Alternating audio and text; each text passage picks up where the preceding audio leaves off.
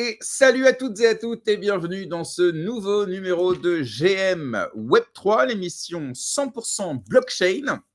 On est en live comme chaque mardi et chaque vendredi matin sur LinkedIn, sur Twitter et sur Twitch. Je suis très heureux de vous retrouver. L'émission est également disponible en replay à partir de 18h sur YouTube et sur l'ensemble des plateformes de podcast.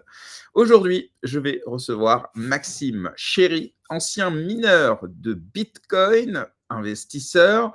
Il a traversé les bull runs, les bear markets. Il a fondé CryptoXR, l'un des événements crypto francophones les plus intéressants. Et puis aujourd'hui, il est le CEO de Nodi, une mystérieuse petite boîte Bitcoin, crypto, Web3, dont il va tout nous dire. Mais avant de le recevoir, laissez-moi vous parler du partenaire de cette émission, l'école blockchain Alira. Alira, qu'est-ce que c'est? C'est tout simplement la première école blockchain de France depuis 2019. Eh bien, elle prodigue les meilleures formations liées à la blockchain sur 2 modules particuliers. Un module de consulting, si vous souhaitez accompagner les entreprises dans leur expérience et dans leurs ambitions liées à la blockchain, et en tant que développeur, si vous souhaitez vous-même mettre la main à la pâte et développer les smart contracts de demain. Récemment, ils ont lancé 2 modules liés à l'intelligence artificielle. Eh bien oui, Alira est sur les 2 révolutions technologiques de ces dernières décennies. Et donc, pour l'IA, c'est pareil. On a un module sur le consulting qui vous permet d'accompagner les entreprises vers bien cette révolution qu'est l'intelligence artificielle, ou vous-même, en tant que développeur, de développer les applications liées à l'intelligence artificielle de demain. Alors, ils ont lancé en plus un truc que je trouve très cool. C'est pour chacun de ces modules, vous pouvez bénéficier d'une formation gratuite de 4 heures pour chacun des sujets. Donc, vous avez 4 heures de formation pour la partie crypto-blockchain et 4 heures de formation pour la partie IA. Donc, en fait, c'est un peu comme un avant-goût qui doit vous permettre, si ça vous plaît, eh bien, derrière, de pouvoir aller faire une des formations qu'il propose. Alors, ces formations sont pour la plupart certifiées par le ministère du Travail. Donc, en fait, elles vous donnent droit au financement, vous savez, le CPF, mais c'est aussi les aides de France Travail, de la région, etc. Tant et si bien qu'à la fin, la formation vous coûte quasiment rien. Moi, j'ai fait la formation de consulting blockchain il y a maintenant près de 2 ans et elle m'a rien coûté. Elle a été prise en charge intégralement par France Travail. En plus de cela, si vous prenez rendez-vous avec mon code GRM100, déjà, vous m'aidez effectivement à soutenir la chaîne, mais en plus de ça, eh bien, vous bénéficiez de 100 € de remise sur l'ensemble de ces formations. Alors, les formations, soyons clairs, hein, elles s'adaptent parfaitement avec votre activité ou votre non-activité, puisque vous avez des cours en asynchrone que vous pouvez regarder un peu quand vous voulez, et puis vous avez des lives qui se trouvent le soir entre 18h et 19h. D'ailleurs, parmi les lives auxquels vous aurez droit, il y en a 4 par semaine, hein, c'est assez complet. Eh bien, vous aurez la chance d'avoir des intervenants, des professionnels du secteur, hein, dans la partie finance décentralisée, la partie développement blockchain, fondamentaux, etc. Et puis, vous aurez aussi sans doute la possibilité de me retrouver moi-même, puisque je suis formateur dans cette école sur la partie marketing Web3 et personal branding, 2 sujets qui sont très importants quand on se lance dans le Web3, de bien comprendre l'importance de la marque et de la communauté qu'on crée et qu'on fédère. Voilà. Alors, si vous êtes prêts, écoutez, évidemment, n'oubliez pas de vous abonner sur la chaîne que vous utilisez, que ce soit la chaîne YouTube, bien sûr, mais aussi sur Twitch, sur Twitter, sur les plateformes de podcast. Ça nous aide énormément. Et puis, écoutez, si vous êtes prêts, moi, je le suis également. Alors, je vous propose qu'on reçoive mon invité du jour, Max. Alors, Max, je t'invite à te mettre devant la caméra. Ah, voilà. Je l'ai pris au dépourvu. Et voilà. Salut Max, bienvenue. Comment tu vas? Nickel, c'est le matin. Et oui, bon, il est 10 heures déjà quand même, hein? Ouais, mais voilà. Tu sais, le matin, moi, faut que je me suis levé tôt, tu vois. Je me lève à 7h30, un truc comme ça, mais il faut se réveiller. Tu te couches tard? Ouais, assez, ouais. Non, je crois que c'est pareil pour tout le monde. Moi, c'est pareil. Je crois que j'ai été couché à 3 heures, 3h30, réveillé ce matin à l'aube. Mais bon, on est là et on fait ce qu'on aime et on aime ce qu'on fait. Je suis très heureux de te recevoir à nouveau sur la chaîne Max. Tu es passé plusieurs fois dans l'émission. Euh, une fois il y a très longtemps, à l'époque, on faisait des spaces. Et puis depuis, tu es venu régulièrement pour nous parler de Cryptoxer. D'ailleurs, c'est sur la chaîne que tu avais annoncé en exclusivité qu'il y aurait un CryptoXR 2026. On en parlera évidemment tout à l'heure. Et aujourd'hui, voilà, on va parler de toi, on va parler un peu de ton parcours, et puis on va parler voilà, de tes différentes aventures pour arriver à celle qui te fait vibrer en ce moment. Hein, c'est cette petite boîte. On va en parler parce que pour le coup, c'est pas très intuitif de sortir du hardware, à moins que tu fasses du wallet évidemment, de sortir du hardware, donc du physique en fait, dans un écosystème aussi digital que le nôtre. Et on va en discuter justement. Ça m'intéresse disons, dans quelle difficulté tu t'es mise, parce que c'est pas le plus simple. Hein. Mais là aussi, on va garder ça pour plus tard. D'abord, Max, pour ceux qui ne te connaissent pas, moi j'aime bien demander avant de commencer, est-ce que tu peux nous parler du Max quand il était petit? C'était quoi comme Max? C'était plutôt un entrepreneur qui commençait déjà à acheter, à vendre des trucs? Est-ce que tu étais plutôt un bidouilleur de machines pour savoir comment ça se passait? Est-ce que tu étais un geek enfermé dans ta chambre ou un autre? Voilà, c'est ça qui m'intéresse.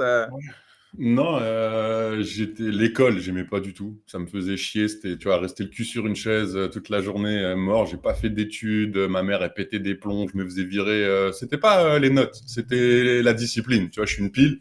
Tu étais bavard? Ouais, je faisais que des conneries, tu vois, etc. Mes parents, ils étaient, tu sais, mes parents, c'était des commerçants. Donc, tu sais, j'ai grandi là-dedans. Donc, le business depuis tout petit, tu vois, à 20 ans, j'ai monté ma première boîte à 20 ans. Et tout petit, déjà, l'informatique, les jeux vidéo, c'était mon délire. J'avais mon premier PC, je gravais des jeux vidéo, je faisais des copies, je les revendais à l'école, tu vois, à 15 ans. Enfin, tu vois, mes parents, enfin voilà, je voulais de l'argent pour m'acheter tout ce que je voulais, etc. Ma mère, elle pétait des plombs. Enfin, et après, je suis rentré dans le web. Parce qu'en fait, j'ai toujours tous les jeux vidéo, les consoles, les machins, tout ça, les ordinateurs et tout. C'était mon trip. Moi, j'ai chanté avec mes potes. Hein. J'avais plein de potes. J'étais pas le geek dans sa chambre. Hein. J'avais des potes. Je faisais du break à Châtelet. Enfin, tu vois, j'ai eu une vie. À un moment, j'ai eu ma période. J'étais rasta. Après, j'étais dans le rap. Après, j'étais dans la techno. Après, j'étais. Enfin, tu vois, je touchais un peu à tout. Fallait que je teste. Tu vois, fallait que je teste les choses. Et Et ça disait quoi? C'était quoi? C'était l'envie de pas s'arrêter? C'était la curiosité? C'est ouais, quoi qui faisait que, parce que tu vois, j'ai mis en titre de l'émission avant qu'on la fasse, parce que le titre, des fois, je le change après qu'on ait fait l'interview, parce qu'on sait jamais vraiment où ça va nous emmener. Mais j'ai mis un touche à tout du Web 3. Et là, tu nous dis effectivement que même avant le Web 3, tu étais déjà un peu un touche à tout. Mais ça veut dire quoi? Ça veut dire que tu es instable? Et tu te places de tout? ça Ou est-ce peut. que ça veut dire que juste tu es curieux? Enfin, ça dit quoi de toi, ce fait d'avoir voilà, envie de faire un peu tout, n'importe quoi? Et finalement, le risque, c'est de jamais t'arrêter, de jamais trouver quelque chose dans lequel tu t'épanouis pleinement? Non, en fait, bah justement, le but, c'est d'essayer plein de choses, tu vois, pour faire, yo les gars, pour faire ce qui me plaît, en fait. J'ai pas envie d'avoir une vie, tu vois, le mec qui touche, tu vois, le salarié qui va tous les matins au boulot pour aller chercher un salaire, même un bon salaire, au pire, à la fin du mois. Tout ça, tu vois, c'est pas, tu vois, je me dis, j'ai pas envie d'avoir une vie triste. Et en fait, quand tu fais ce qui te fait plaisir, tu vois, t'es en mode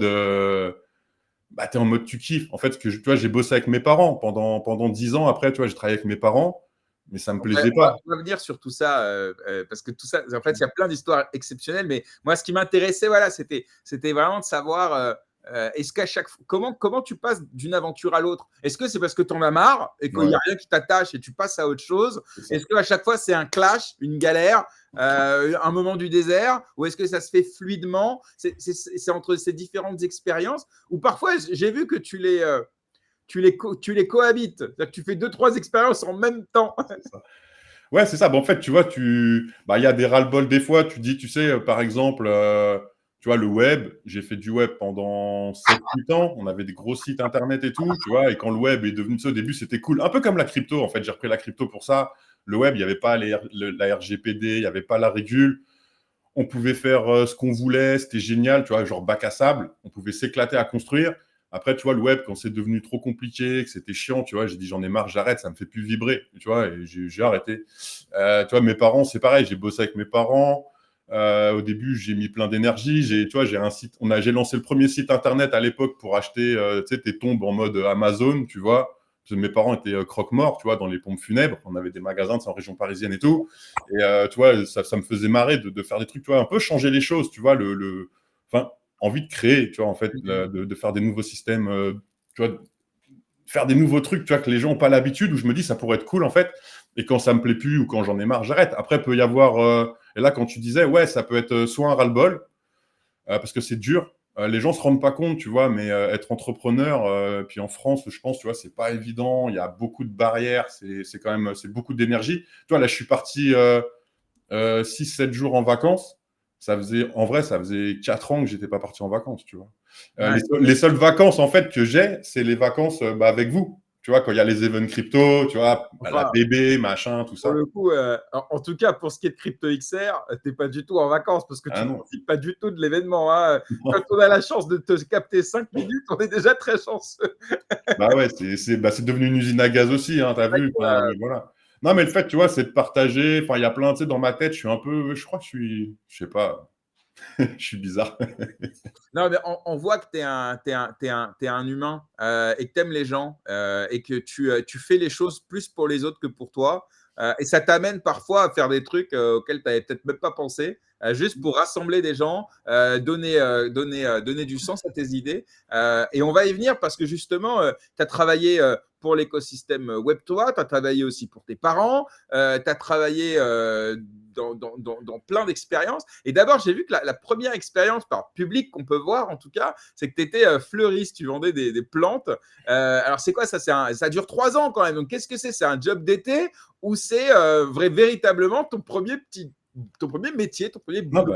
bah, ouais, bah, c'est mon premier taf. En fait, comme justement les études, c'était mort, je me faisais virer de toutes les écoles. Mes parents étaient pompes funèbres, tu vois. Ma mère, bah, forcément, tu sais, il y a les fleurs, tu sais, pour les enterrements et tout ça. Et ma mère, elle m'a fait faire un CAP fleuriste parce qu'en fait, quand j'étais petit, tu vois, c'était genre plombier, tu sais, dans le bâtiment, les CAP et tout, ou fleuriste, tu vois. Et moi, je me suis dit, je vais pas les porter des parpaings, tu vois, et tout, tu vois, le bâtiment, t'as vu ma tête? C'est, regarde, il n'y a pas de muscle. Et du coup, j'ai fait. Et en fait, pour dire la vérité, dans le CFA, c'était fleuriste, esthéticienne et coiffure. Ouais. Donc, tu vois, les élèves, c'était genre quel type? Bah, Donc, des j'ai dit, femmes, vas-y, je vais là. déjà, très féminin. Mais ok, Et du ouais. coup, tu vois, j'ai passé mon diplôme en un an et je l'ai eu avec mention en plus, tu vois. Donc, c'est pas un problème de quoi que ce soit. Et après, donc, du coup, j'ai fait fleuriste, j'ai eu un ou deux patrons. Mais tu vois, au bout de 6 mois, un an, j'ai des idées, j'ai envie d'aller faire des trucs. J'étais Ouais. dans des boîtes en tant que salarié, ça me plaisait pas, je suis parti. Enfin, je partais, ça me plaisait pas. Ouais. Et après, donc, tu as cette expérience justement avec tes parents. Alors, on en a parlé un petit peu et tu en as parlé aussi avant, mais c'est intéressant parce que je vois pendant 12 ans, tu bosses avec tes parents ou pour tes parents, puisque c'était donc tu travaillais dans une agence Rock Éclair, hein, donc c'est effectivement c'est le milieu des pompes funèbres. Donc effectivement, c'est vrai que le parallèle avec ce qu'on vit nous tous aujourd'hui, il est quand même assez intense. Et pourtant, bon voilà, l'industrie des pompes funèbres, c'est un milieu de commerçants en fait, hein, tout simplement. Tu vends des choses à des gens. Alors est-ce que tu peux nous raconter, parce qu'il y a deux éléments intéressants. Déjà, tu as le côté un peu morbide. En fait, tes clients, bon, soit ils viennent de leur vivant et dans ce cas-là, bah, tout va bien, ils sont juste dans la prévision. Soit tu vois les proches alors que la personne, malheureusement, est déjà décédée. Donc, au niveau ambiance, ça ne doit pas être toujours fou. Et à côté, tu as le côté travailler avec ses parents. Alors ça ne doit pas être tous les jours facile. Mais d'abord, comment toi, qui es plein de vie, qui est plein de voilà d'énergie, de bonnes ondes et tout, est-ce que des fois tu te faisais emporté par l'ambiance de décès, voilà, ou est-ce que tu arrivais à faire la différence entre les deux? Non, mais ça allait. Déjà, moi, tu me voyais, je mettais jamais de costard cravate. Tu vois, j'étais le seul qui était pas en costard dans les agences. Tu vois, il y avait qu'un mec en polo, jean, basket, c'était moi. Tu vois, déjà, mes parents pétaient des plombs tout le temps. tu vois, tous les employés, les mecs, tous costard, cravate, nanana. Et non, je faisais, mes parents m'ont fait tout faire dans le métier, tu vois, l'apprendre complètement. Et comment dire, en fait, c'est humain comme métier, tu vois. Quand les gens ils viennent, toi, quand tu fais des contrats obsèques, comme tu disais, en prévoyance et tout, là, tu parles avec Pépé et Mémé, tu vois, c'est tranquille, même t'en rigoles, tu vois, donc c'est cool. Ouais. Et après, quand il y a des décès, tu vois, en général, la famille, elle est triste et tout, mais tu vois, en gros, c'est ça aussi qui fait que j'arrive à organiser Cryptoxer, parce que créer de l'événementiel, en fait, croque-mort, c'est comme un mariage, tu vois, en fait, organiser un convoi, tu sais, c'est les porteurs, les cercueils, tu sais, la mairie, l'église, le machin. En fait, tu organises une sorte de cérémonie, tu vois. Ouais. Donc, en fait, tu as des intervenants qui doivent se mettre tous en même temps et tout. Et en fait, les familles, tu vois, c'est un moment triste, mais en fait, tu n'es pas là pour pleurer avec eux. Alors, tu peux pas dire des dingueries, tu vois, il faut faire attention. Des fois, ça pouvait partir, je disais des phrases, des fois, ça pouvait sortir parce que, tu sais, ça sort. Mais en général, tu vois, tu es là, c'est des moments. Et les familles, souvent, tu sais, après, tu liens un peu un truc avec eux parce que si ça se passe bien, il va que tu es quelqu'un de bien, quelqu'un d'humain. Bah, quand Pépé il meurt, ils reviennent pour Mémé. Ils reviennent pour tata, tonton, et en fait, les familles, tu vois, malheureusement, tu vois, parce que c'est pas un truc de la vie, mais les familles, après, tu deviens proche d'eux, et quand ils ont quelque chose, un problème, ils t'appellent. Ça, ce côté-là, c'était cool. Après, c'est sûr que tu t'amuses pas dans ta tête, t'es pas à sauter partout, et c'est ça aussi, j'ai eu un ras-le-bol de ça, de vivre quand même dans un écosystème un peu de tristesse, où je suis un mec vivant, et c'est pour ça qu'avec mes parents, tu vois, j'ai bossé pendant 10 piges avec eux. Après, j'avais mes boîtes en parallèle. Bon, parce que comme je bossais avec mes vieux, j'avais le droit à avoir des passe-droits qui étaient, voilà. Mais du coup, je développais mes sites internet pendant 8 ans en parallèle. Donc, en fait, je travaillais. C'est un peu comme, comment te dire, quand tu es dans une agence de pompes funèbres, tu peux avoir 3 décès dans la journée et tu as une vie, genre tu crapautes comme un dingue, mais pendant 3, 4, 5 jours, bah, il se passe rien, tu vois, tu es là, tu attends.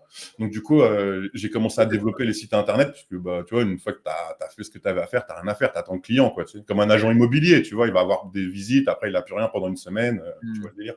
Oui, parce que en fait, ce qu'intuitivement, on ne sait pas forcément, à moins qu'on y ait été confronté, bien sûr, c'est que lorsque tu travailles donc dans une agence de pompes funèbres, c'est pas juste tu vends des cercueils.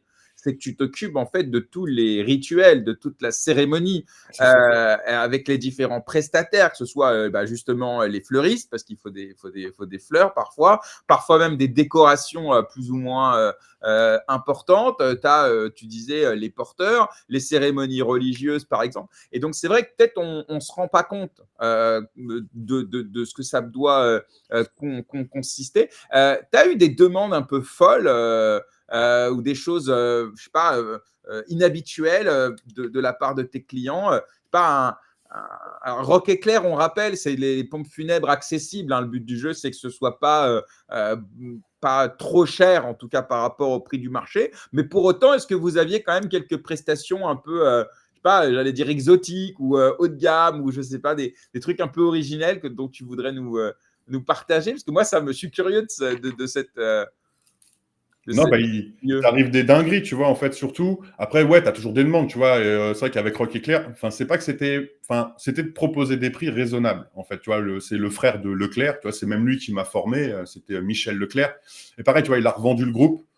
C'est pour ça que j'ai arrêté. Parce que quand ça a été racheté par un fonds d'investissement, c'était vendez le prix que vous voulez, faites du fric. Tu vois, c'est aussi un peu ce qui m'a. Il y avait, en fait, ce côté humain. C'était dégagez-le. Avec le père Leclerc, tu vois, il a la retraite maintenant, je sais pas, je le vois plus, hein, c'est fini depuis le temps.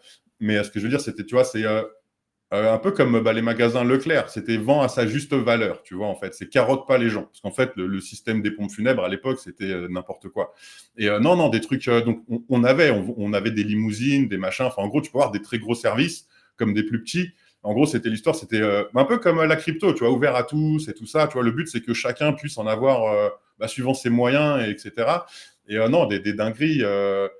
Non, c'est une fois, je me souviens, je fais une famille qui vient, c'était pour leur enfant, tu vois, genre il avait peut-être, tu vois, genre 18, 19 ans, et genre c'était un rugbyman, tu vois, et la daronne, tu vois, elle me fait, j'ai pas dormi pendant 5 jours, tu pètes des plombs.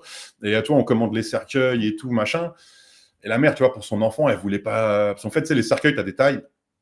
c'est fini le fait sur mesure. Enfin, il y a du sur mesure, mais le sur mesure, il est pas beau. Tu vois, enfin, c'est des, tu vois, dans 2 jours, tu vois, construire un beau cercueil en 2 jours, ça n'existe pas. Et donc, tu vois, on cherche ensemble le cercueil, tu vois, avec une taille la plus balèze. Elle me fait voir la photo de son fils. Elle me dit, ouais, il est balèze. Il fait, toi, il a des épaules, tu sais, comme ça et tout. Et donc, je prends le plus grand cercueil et tout. Je me dis, il va rentrer dedans. Et arrivé aux obsèques, tu vois, enfin, on fait livrer le cercueil, on le mesure, tu vois. On s'aperçoit que le mec, mais une armoire, tu vois, genre, il faisait 1m10, 1m20, tu vois, je sais plus de largeur. Tu vois, donc aucun cercueil est rentré dedans, tu vois. Et la daronne, elle m'a dit, la daronne, tu vois, elle me disait, je veux pas une boîte pour mon fils, tu vois. En plus, c'était des Portugais, tu vois, hyper catholiques, machin, l'église et tout. Et ça, tu vois, c'est des trucs genre, tu pètes des plombs, parce que là, tu appelles les fournisseurs, tu leur dis, démerdez-vous, tu vois, et il faut que vous me fassiez un cercueil, machin, plus joli et tout. Donc, tu vois, les mecs, ils se mettent avec, enfin, tu vois, là, la famille en off, ils ne le voient pas, mais tu vois, et le jour où le cercueil il arrivait, tu vois, parce que j'ai fait faire un cercueil sur mesure, tu sais, pour leur faire plaisir, tout ça et tout. Tu vois, honnêtement, tu vois, il a fallu le rentrer au pied de biche, le mec, même avec un cercueil d'1m10 pour avoir un beau cercueil, tu vois, il était comme ça, serré et tout, mais t'as pas le choix. En fait, le but, c'est que, voilà, lui, il est décédé, mais la famille, elle, ce qu'elle veut, tu vois, c'est une belle image, tu vois, de leur fils qui est parti, tu vois. Enfin, tu vois, donc ça, c'est des trucs, ça met une pression de fou.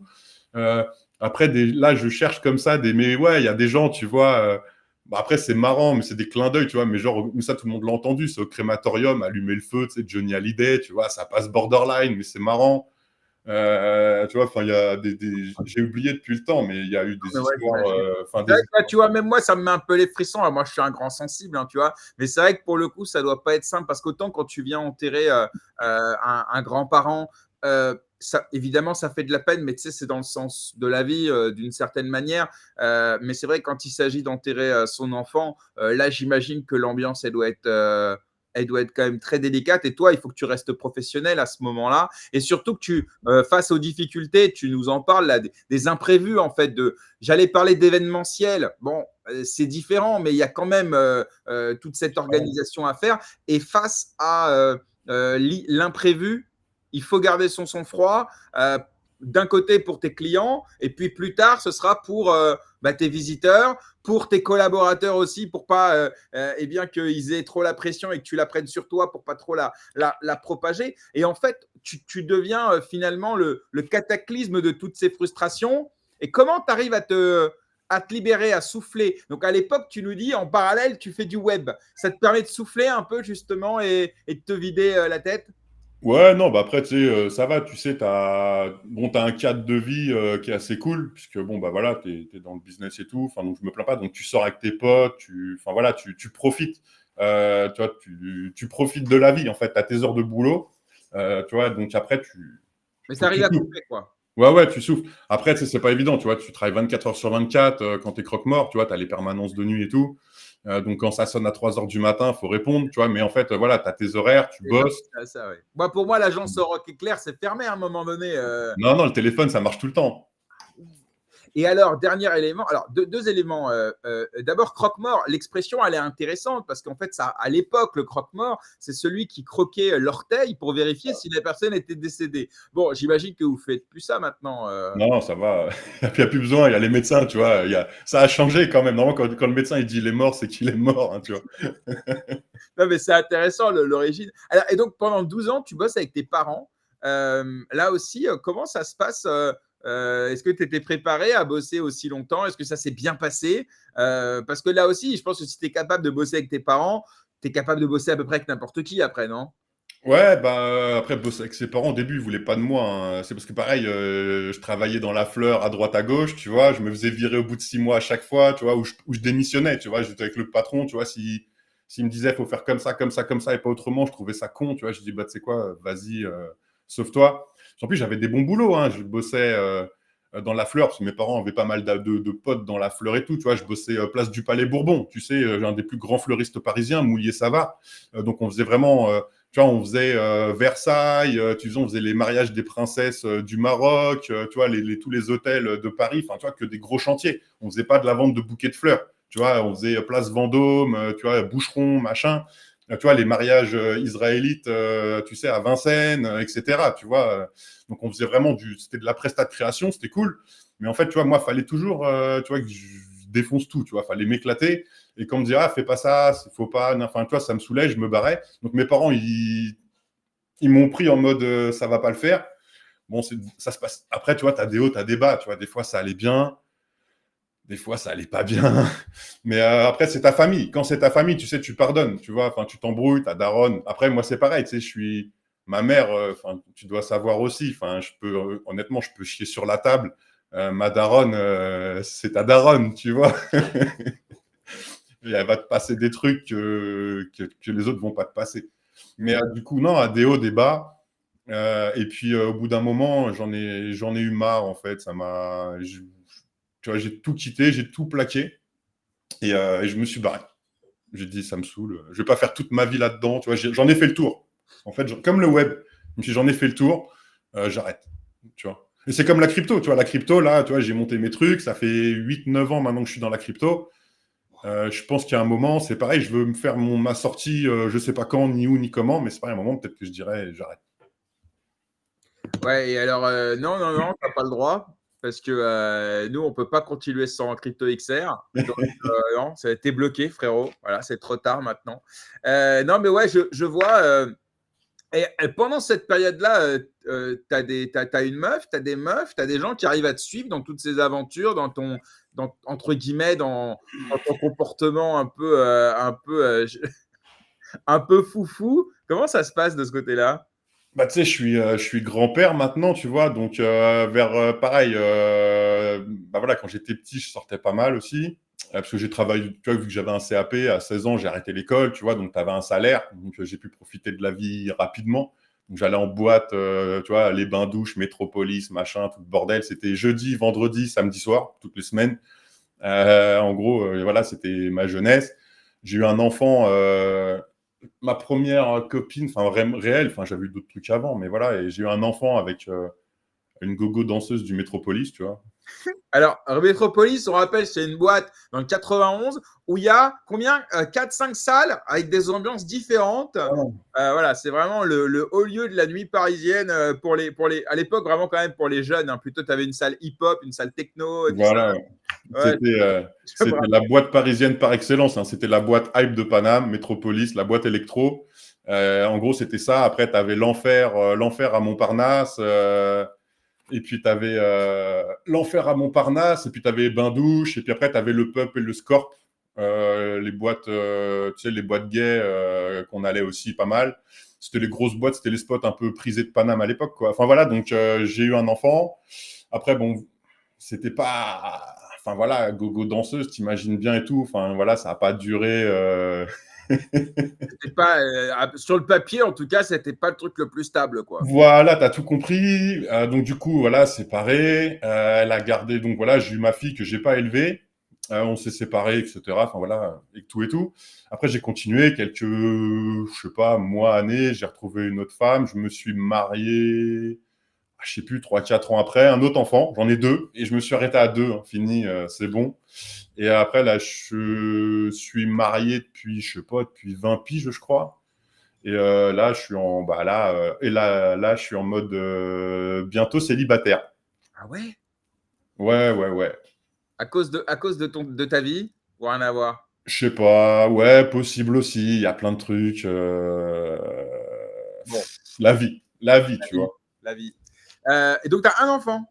Deux, du coup, j'en ai eu un après. J'ai deux enfants. Et donc, ma fille, elle a 20, je sais même pas en vrai, je crois, elle a 24-25 ans. Elle a deux enfants, du coup, donc je suis papy deux fois. Ok. Et j'ai mon fils qui a 17 ans. Et Et après, fini, maintenant, elles sont coupées. crypto les enfants ou pas? Trop pas. Pas du Ma tout. fille, elle a un petit wallet, tu vois, genre machin. Elle m'a dit, ah papa, je dis, démerde-toi. Et mon fils, il en a rien à cirer, mais d'une force. Mais genre, lui, il veut Fortnite, tu vois. Bon, bah, ok, bah, il a le temps, de toute façon. Enfin, il a le temps. En vrai, il n'a pas le temps. Faut qu'il commence tôt, mais ok, Fortnite, c'est bien aussi. Non, ouais. Alors, donc, tu te lances dans le web. Alors, c'est intéressant parce que je fais tout de suite une analogie. Ça doit être la déformation professionnelle. Tu me parles du web à l'époque où il n'y avait pas trop de contraintes au niveau des cookies, au niveau de la RGPD et tous ces trucs-là aujourd'hui qui protègent quand même les consommateurs et les citoyens que nous sommes. Hein. Et à côté, évidemment, on a la crypto aussi où à l'époque, voilà, en 2004, 2015, 16, 17, on pouvait. Enfin, c'était le Far West, quoi. Il n'y avait pas de réglementation. On faisait un peu. Enfin, je dis on Ouais, en fait, on faisait un peu ce qu'on voulait. Après, on pouvait se faire rattraper quand même. Mais bon, bref, tu as compris. Ouais.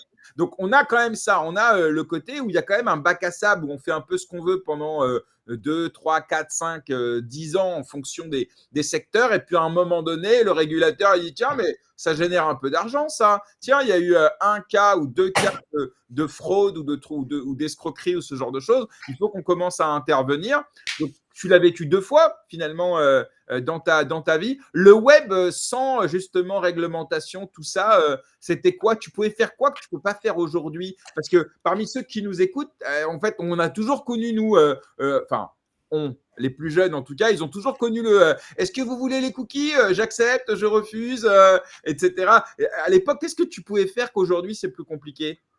Ben, en fait, tu pouvais à peu près faire tout, tu vois, tu pouvais tout faire sans être emmerdé. Tu n'avais pas vraiment de, tu sais, CGV, CGU, tu sais, RGPD, tout ça, ça n'existait pas. Donc, tu étais libre, en fait. Donc, tu vois, tu voulais envoyer un mailing, machin. Les mecs, ils s'inscrivaient, il n'y avait pas de gestion, tu vois. Désinscrire, pas désinscrire. Enfin, tu vois, les micros. En fait, la différence, le Web 2, si tu veux, au début, c'était cool, puisqu'en fait, nous, on créait, on était là pour développer. Déjà, il n'y avait pas tout ce système de scam. Il y avait un peu, mais beaucoup moins, parce qu'il n'y avait pas d'argent, tu vois, ou très peu, par rapport à aujourd'hui. Puis ça va arriver le porn, tu sais, le gaming. Moi, j'étais dans le gaming, tu vois. Donc après, forcément, c'était avec des micro-paiements, tu sais, Allopass, Rentability Web et tout ça. Donc il y avait de la monétisation, mais qui était une monétisation qui n'était pas celui du web en lui-même. Donc si tu veux, à partir du moment où tu arrivais à passer avec une plateforme, ça passait, tu vois, c'était pas regardant.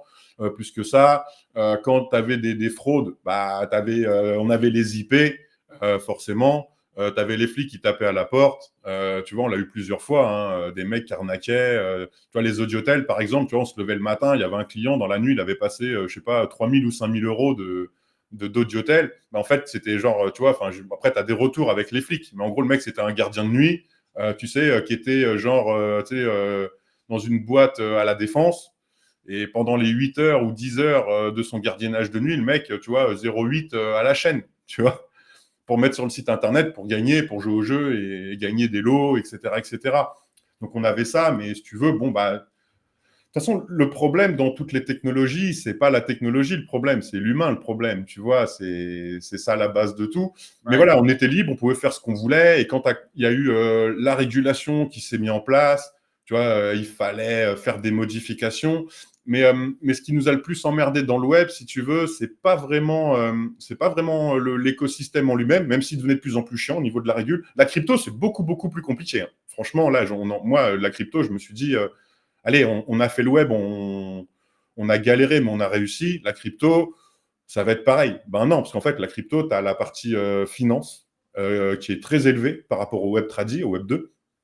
Et en fait, du coup, on se fait dégommer. Et c'est une galère c'est sans précédent, je crois, hein. Là, on en chie.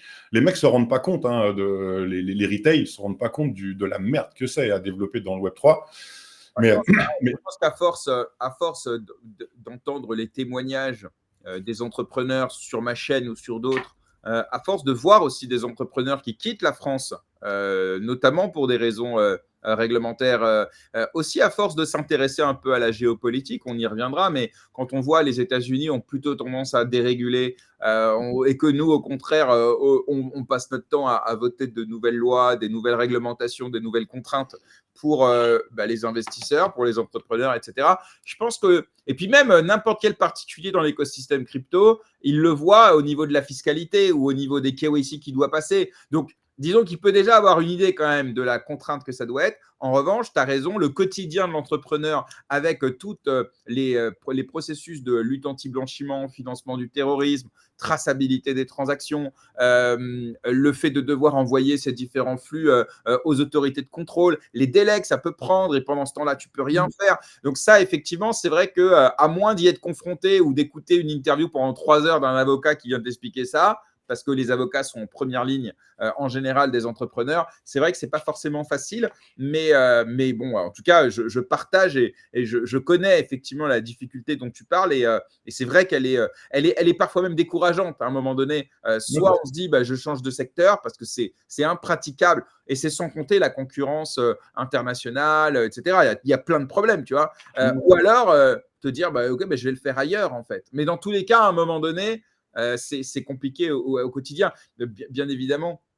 Alors, si on continue un peu sur ton parcours, donc gaming, Internet, dans le gaming, tu atteins jusqu'à 1,5 million d'utilisateurs. En fait, dit comme ça, on se dit, mais à ce moment-là, tu as pu faire fortune, non? Avec tous ces utilisateurs qui dépensent de l'argent, parfois même beaucoup d'argent pour certains, tu viens de nous l'expliquer. À ce moment-là, tu fais un peu de sous ou pas? Si, on fait des sous, mais j'ai 25 ans et je vais en boîte le jeudi, vendredi, samedi, tu vois. Je vois bien.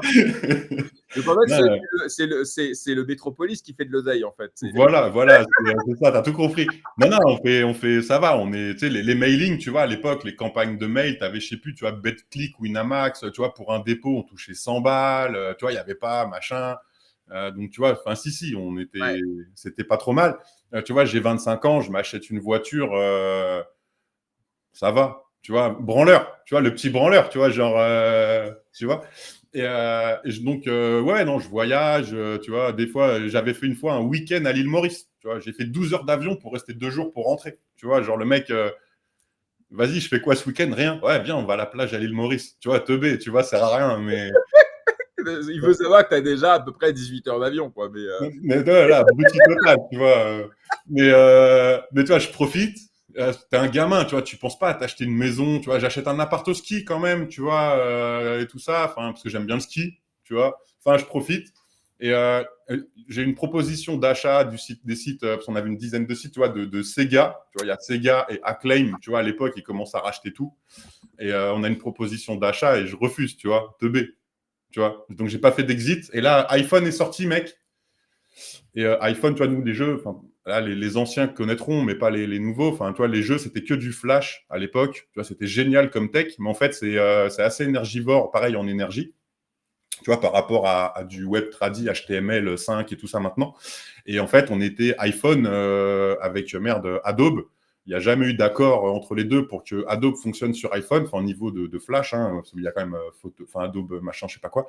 Mais et du coup, si tu veux, on n'était pas compatible avec iPhone. Il fallait tout refaire. Et le problème, c'est qu'iPhone avait pris des parts de marché de malade. Et les gens, tu vois, il y a eu l'époque Facebook où tu jouais à plein de jeux sur Facebook. Tout le monde jouait sur PC, donc c'était cool, tu vois, on avait tout le monde, tu vois. Et après, ben, tout ça, tu vois, ça a commencé à baisser de fou. Et là, nous, il fallait, tu vois, à la fin, on avait, je sais pas, on avait une dizaine de sites internet de jeux. Et il fallait tout refaire, parce qu'en fait, il fallait qu'on soit sur smartphone. Tu vois, le smartphone a plié le game, le PC, tu vois, fini. Et donc, on a décidé on a laissé mourir la bête, tu vois, parce qu'en fait, on faisait des mailings, des machins, on allait arrêter les mises à jour. Et je crois, après, moi, j'ai quitté la boîte. Pareil, bah, toi, je me suis barré. J'étais avec mon petit frère. J'ai laissé la boîte à mon petit frère. Et il a voulu faire, tu vois, on cherchait des idées sur quoi faire, parce que le gaming, tout ça, enfin, vous voyez, c'était relou. Il avait voulu faire une sorte de Amazon, tu vois, marketplace, tout ça, vendre des machines à laver et tout. Je lui ai dit, ouais, moi, ça me fait pas kiffer. J'arrête, toi, le jeu, c'était rigolo. Tu vois, on crée des jeux, des machins et tout, c'était bien. Du coup, il a fait un site de vente de maquillage de mémoire par correspondance après. Ça a marché un petit peu, mais pas trop. Après, il a voulu faire 2, 3 trucs. Et après, enfin, moi, je m'étais barré. Et pendant 2, 3, 4 ans, il a continué la boîte. Et puis après, il l'a fermé. Et puis voilà. Ok. Et alors, donc après, c'est là où tu vas commencer à découvrir Bitcoin, le minage, etc. Euh, Ouais. Tu dis que tu es tombé sur le mining un peu par hasard. Comment tu as fait? Tu as été sur Internet et tu as tapé comment gagner de l'argent Non, bah, en fait, Bitcoin, si tu veux, je l'ai entendu tout au début. Parce que les mecs d'Alopas, c'est pareil, bah, tu es dans le web et tout ça. Et un mec d'Alopas m'appelle, je sais plus en quelle année les dates, je suis à chier, hein. Et il me dit, est-ce que tu connais Bitcoin? Tu vois, et j'étais sur mon ordi en train de taffer, tu vois. Et je lui dis, non, c'est quoi ton truc? Et ça valait genre, je sais pas, que dalle, tu vois, genre 1 balle, 10 balles, je sais pas. Et il me dit, je lui dis, c'est quoi ton truc? Et il me dit, c'est pour acheter du shit, tu vois, et des armes sur le dark web. Tu vois, ça, je m'en souviens. Et puis je venais de me marier, tu vois, j'avais mon fils venait de naître ou je sais pas quoi, donc fini les conneries, tu vois, poser, ranger, tu sais, daron. Et je lui dis, ouais, ça me sert à rien ton truc, tu vois. Et voilà. Mais tu vois, si tu veux, j'ai eu le truc qui est rentré dans ma tête. Et voilà, tu vois, qu'est-ce que tu veux que j'aille fumer du shit, tu vois, c'est fini, cette époque.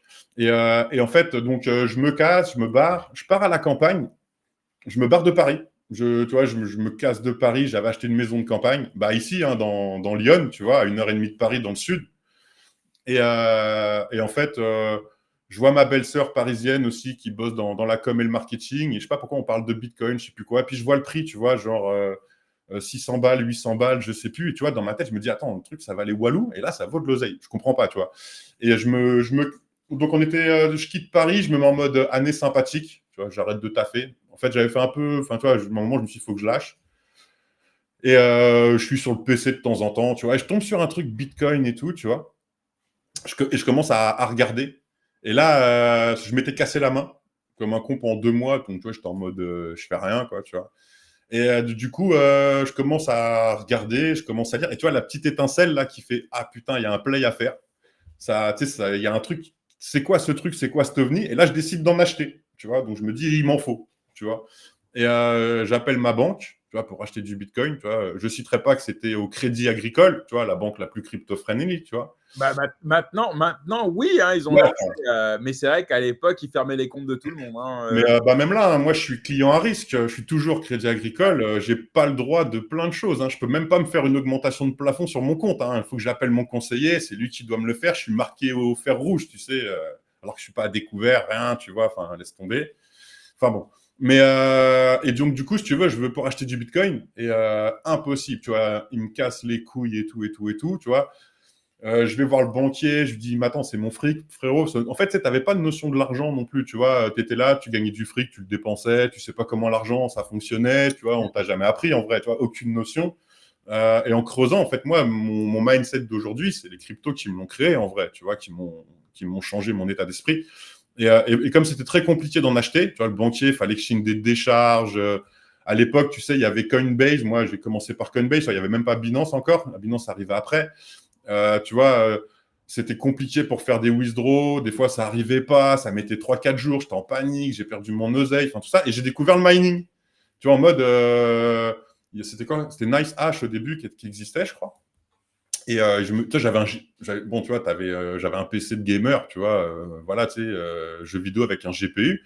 Et tu sais, je tombe sur des trucs genre, tu sais, sur les forums et tout, tu peux gagner 1, 2, 3 dollars par jour en Bitcoin, tu vois, faire tourner un GPU, tu vois.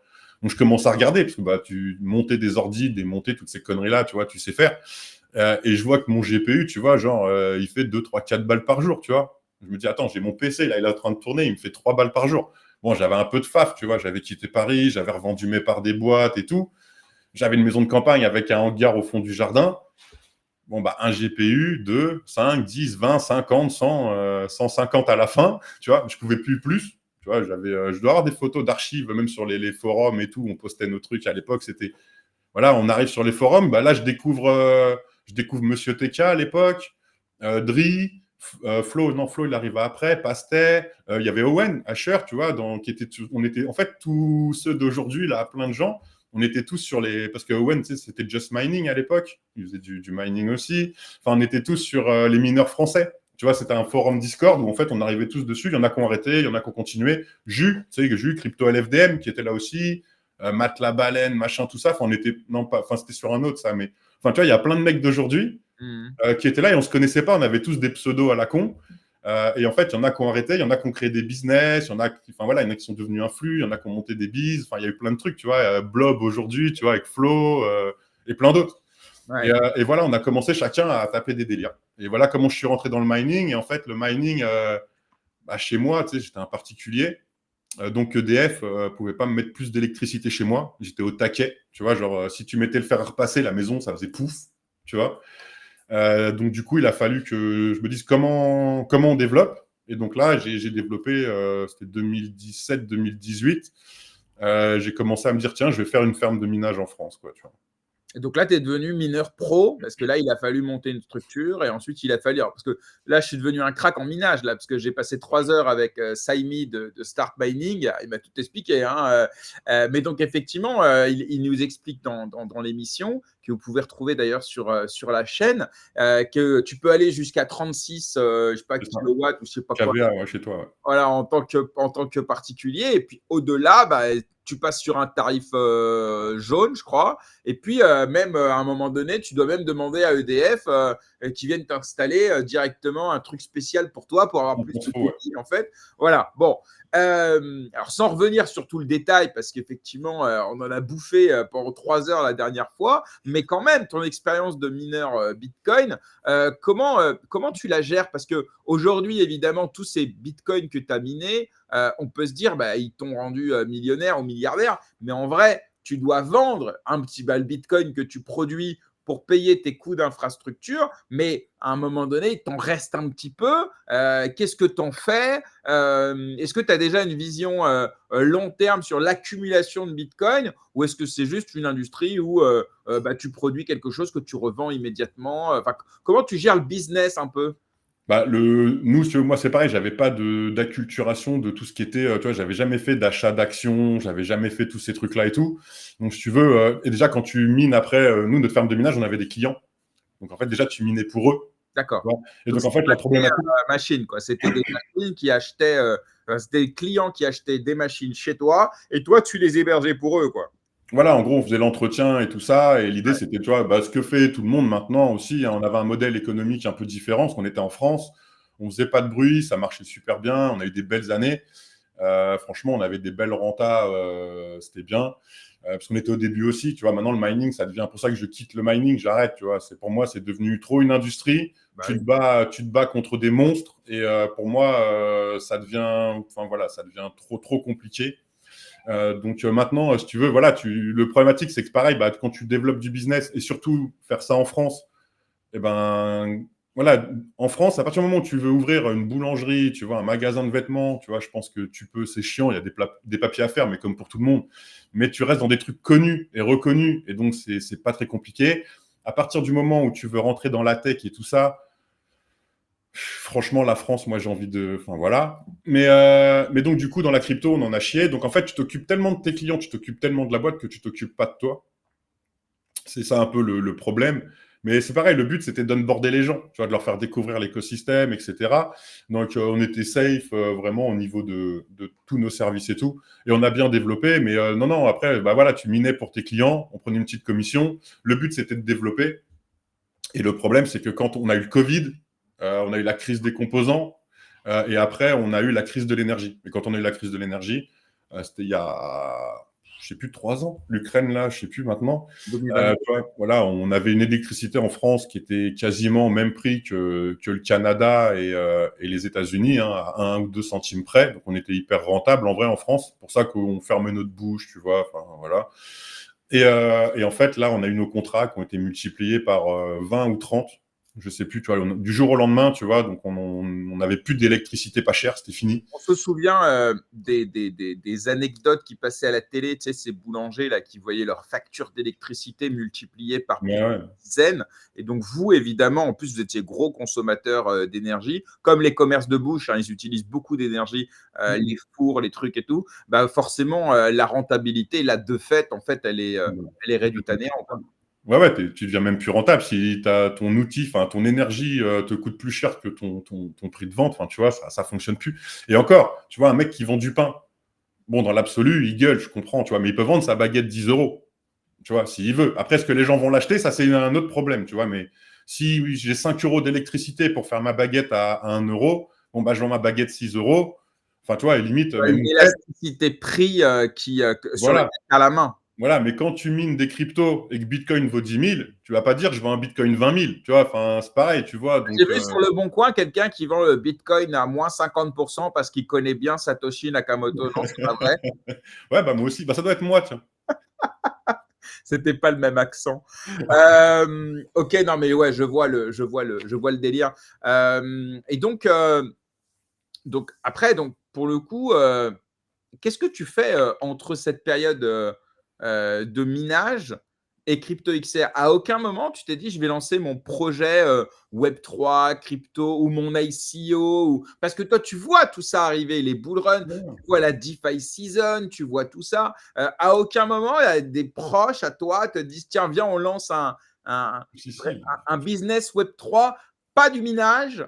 Et ensuite, on viendra sur l'événementiel, bien sûr. Mais entre-temps, tu n'as pas eu envie, toi aussi, de toucher un peu à cet argent magique, en fait, de ces deux bull runs?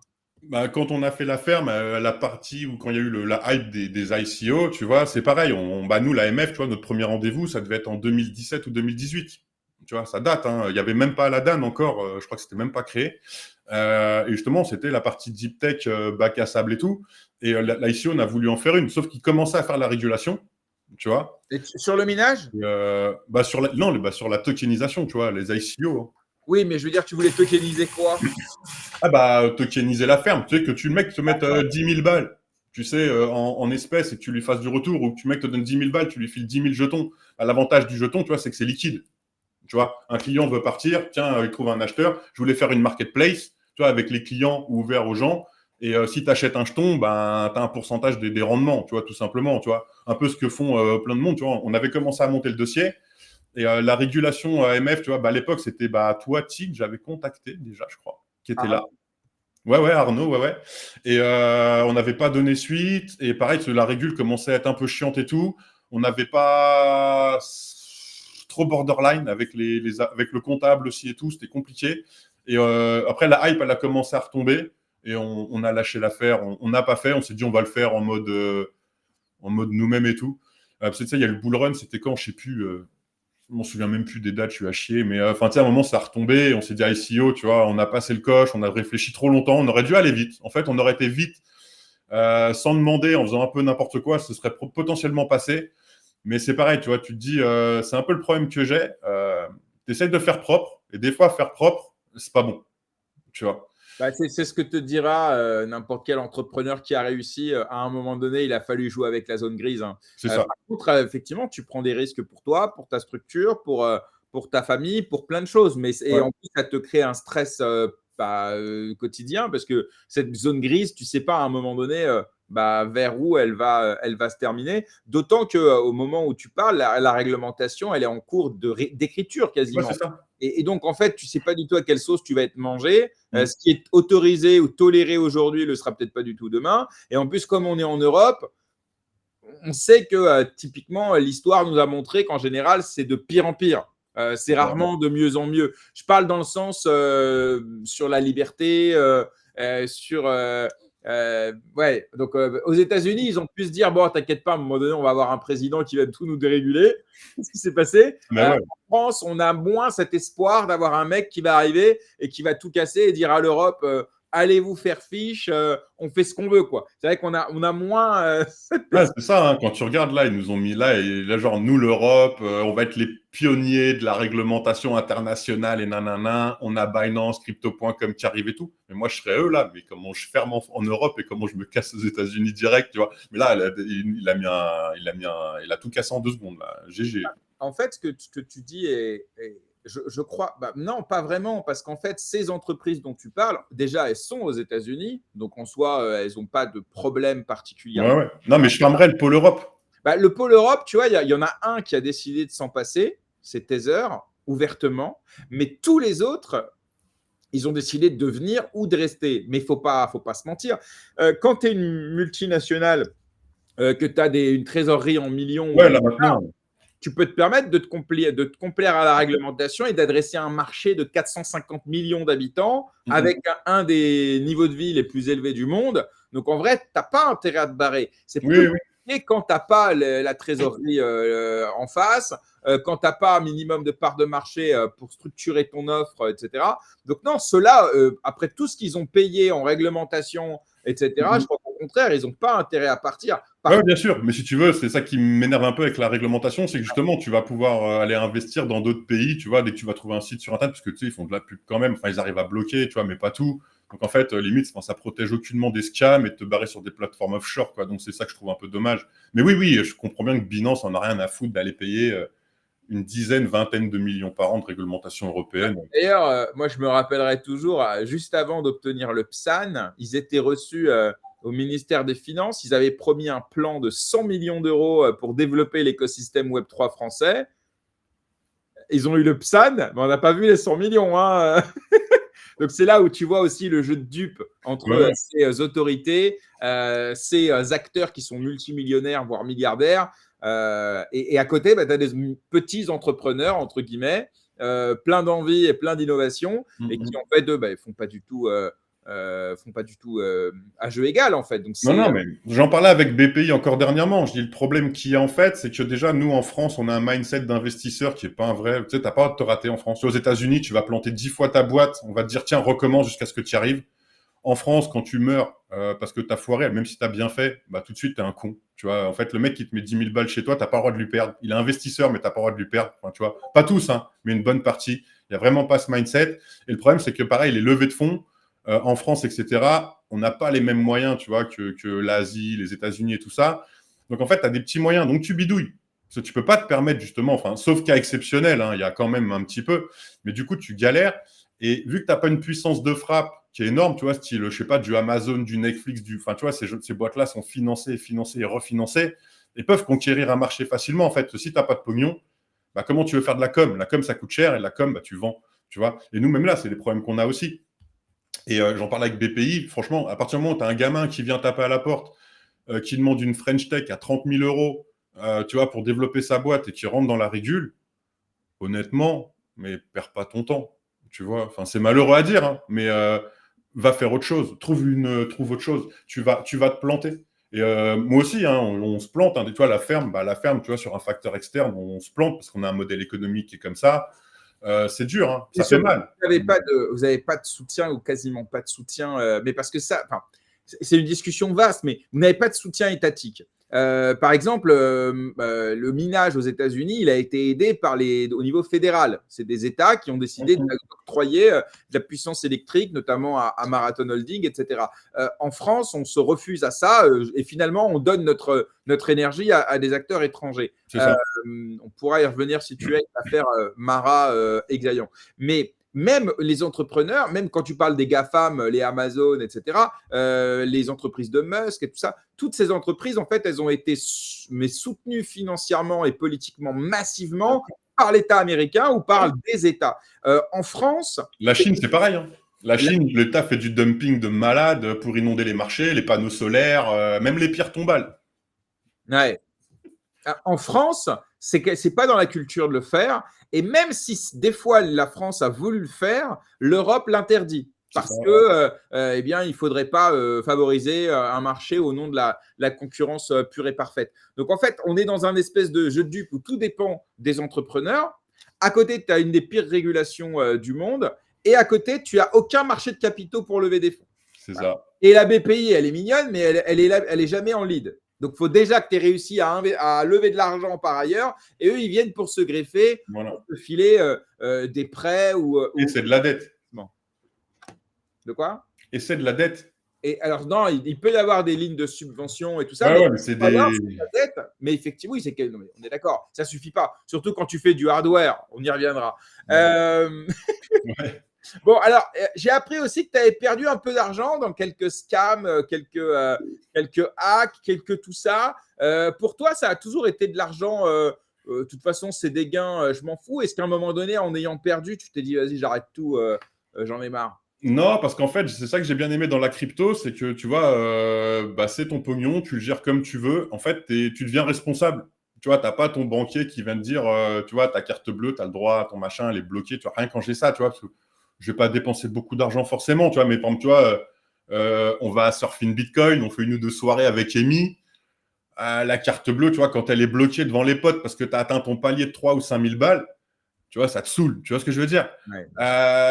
Donc, tu vois, j'étais souvent, je dis ça, l'été, c'est Noël, tu vois, et moi, tu vois, comme tes clients à risque, tu vois, faut que j'appelle le banquier, tu vois, le temps qu'il te réponde pendant 4 jours, j'ai pas d'oseille, tu vois, enfin, c'est un truc de ouf. Et enfin, c'est ça qui me gonfle, enfin, tu vois, j'ai appris, enfin, voilà. Mais non, les cryptos, tu vois, pour moi, je prenais ça comme un truc super cool, tu vois, tu fais ce que tu veux comme tu veux avec ton pognon, que tu envoies 10 balles ou n'importe quel montant, tu le fais. Et voilà, et j'ai tout testé. J'ai acheté des tout, tu vois, moi je me suis fait niquer BitConnect, tu vois, on savait que c'était un scam. On a fait un peu de sous quand même au début, puis voilà, enfin, j'ai des plateformes, alors moi j'ai pas eu, et dommage d'ailleurs, j'aurais bien aimé avoir, merde, j'ai oublié le nom, qui a fermé là, tu sais, qu'ils ont été release il y a pas longtemps. Ah putain. FTX? Non, avant. Ah, comment Voilà, j'aurais bien aimé, parce que du coup, ça t'a obligé à holder. Bah Tu ouais, vois, en vrai, j'aurais bien aimé. Mais en fait, si tu veux, non, j'ai mis des billes un peu partout, j'ai fait n'importe quoi. On a mis, il y a eu les ICO, on a mis dans les ICO, on a perdu. En fait, on a eu des gains. Avec les gains, on a vécu un peu, tu vois, et on a investi dans des trucs. Et c'est vrai que bon, je me suis plus fait manger que des trucs qui ont donné. Il y en a eu un petit peu, mais pas beaucoup. Après, il y a eu la période des nœuds. Tu vois, après les ICO, tu vois, il y avait, je crois, ICO, ça doit être 2017-2018. Ouais, c'est ça, ouais. Ouais, et les nœuds 2019, 2020, dans ces eaux-là, tu vois. Donc, toutes les boîtes passaient en proof of stake, parce que l'énergie, nanana. Et puis, bah voilà, on a miné des bitcoins, on mettait des bitcoins pour acheter des nodes, tu vois, de plein de layers 1, ou ouais, enfin, je sais même plus les noms. Et pareil, les trucs, tu sais, t'avais des APR un peu à 1000% par an et tout ça, tu vois, et puis tout le monde achetait les coins, ça faisait ça, et au revoir le mec qui partait avec la thune. Enfin, Ouais, voilà. tu as vécu le pire et le meilleur. Voilà, ouais. Donc, il y a des trucs que tu as pris, tu n'as pas pris. Enfin, voilà, on a testé. Après, il y a eu quoi? Il y a eu les NFT, dernier bull run. Donc T'as là, fait tu ça dis, tu avec sais, je vais apprendre de mes conneries, tu vois. Dernier bull run, je me dis, vas-y, je vais save. Tu vois, je save, je suis content. Je me dis, ça y est, je suis bien. Et je vois tous les potes avec les NFT. Ouais, Max. Et je touche pas, hein, je touche à rien. Et là, je vois tous mes potes, ouais, on a fait x2, x5, x10 et tout. Et là, je commence à rentrer dans les NFT. Et puis, tu en achètes un, puis deux, puis trois, puis 10, puis 100, puis... Et là, pareil, voilà. Donc, en fait, si tu veux, il y a des moments où, en actif, hein, parce que c'est en crypto, ouais, c'est monté bien. Et c'est, tu vois, je sais plus quelle plateforme Cryptopia a fermé aussi, c'était en Australie, je crois. J'ai même pas fait, tous les coins sont morts et tout, tu vois. J'ai même pas fait les papiers, c'était en anglais, ça me saoulait. En fait, je prends mes pertes. En fait, moi, l'avantage qu'il y a, c'est que en fait, je me considère comme un vrai investisseur, même pour moi, tu vois. Parce en fait, je prends les décisions de là où je mets mes billes. Maintenant, est-ce que je fais des conneries? Ouais, plein, mais ça me fait marrer aussi, tu vois. Dès que j'ai vu le WIF, direct, je me suis dit, toi, un chien avec un bonnet, tu vois, c'est drôle, j'ai acheté, tu vois. Enfin, voilà. Je m'en bats les couilles, en vrai. Et ouais, bah, tu vois, ouais, c'est ça, enfin, en mode Golemont, mais ça me fait marrer. En fait, je suis responsable de ma vie, tu vois. Après, je vais pas être déraisonnable, tu vois, je vais toujours garder de quoi manger, tu vois ce que je veux dire. Je vais pas non plus mettre mon fils à la rue, mais voilà, je fais des erreurs, et c'est mes erreurs, et toi, je reproche à personne, tu vois, voilà. Ouais, non, mais je vois, c'est la bonne mentale. Bah, surtout dans cet écosystème aussi spéculatif, tu as intérêt d'avoir du recul sur tes décisions parce que sinon, tu passes ta vie à avoir des regrets, en fait. C'est Mais ça. Et le là, seul tu conseil, n'as pas de regrets. C'est bien. non, bah après, tu as des regrets, si tu veux, mais ça m'atteint pas. Tu vois, je me lève pas la nuit en me disant, ah, j'ai perdu 1 million d'euros, voilà, c'est pas grave, c'est fait, tu vois. Enfin, tu sais, la vie, les gens, en fait, le mindset d'un humain maintenant, c'est de l'argent, de l'argent, de l'argent. Et l'argent, il emprisonne en vrai, tu vois, donc faut de l'argent. Mais en fait, est-ce que tu préfères avoir beaucoup d'argent, avoir une vie de merde, à te prendre de la cam, avoir 8 Ferrari, ou est-ce que tu préfères vivre machin et avoir des gens autour de toi et vivre bien? En fait, c'est ça la question que je me pose. Tu vois, est-ce que j'ai envie de, enfin, tu vois, ni être malheureux, tu vois, le juste milieu en fait, tu vois, où tu dis, je fais ce que j'aime avec des gens que t'aimes, avec tout ce que t'aimes, tu vois, et c'est là où t'es le mieux, je crois, tu vois. Je vois, je vois, je vois. Alors, on va parler un peu de Crypto XR. Parce qu'évidemment, bah, c'est comme ça que nous, on s'est rencontrés. Je pense, de quoi? La crypto XR, je sais même plus. Je crois que c'est autour de cet événement qu'on s'est rencontrés. Ok. Et c'est vrai que c'est pour moi l'événement le plus populaire, mais dans les deux sens du terme. Populaire dans le sens peuple, accessible à tous, etc.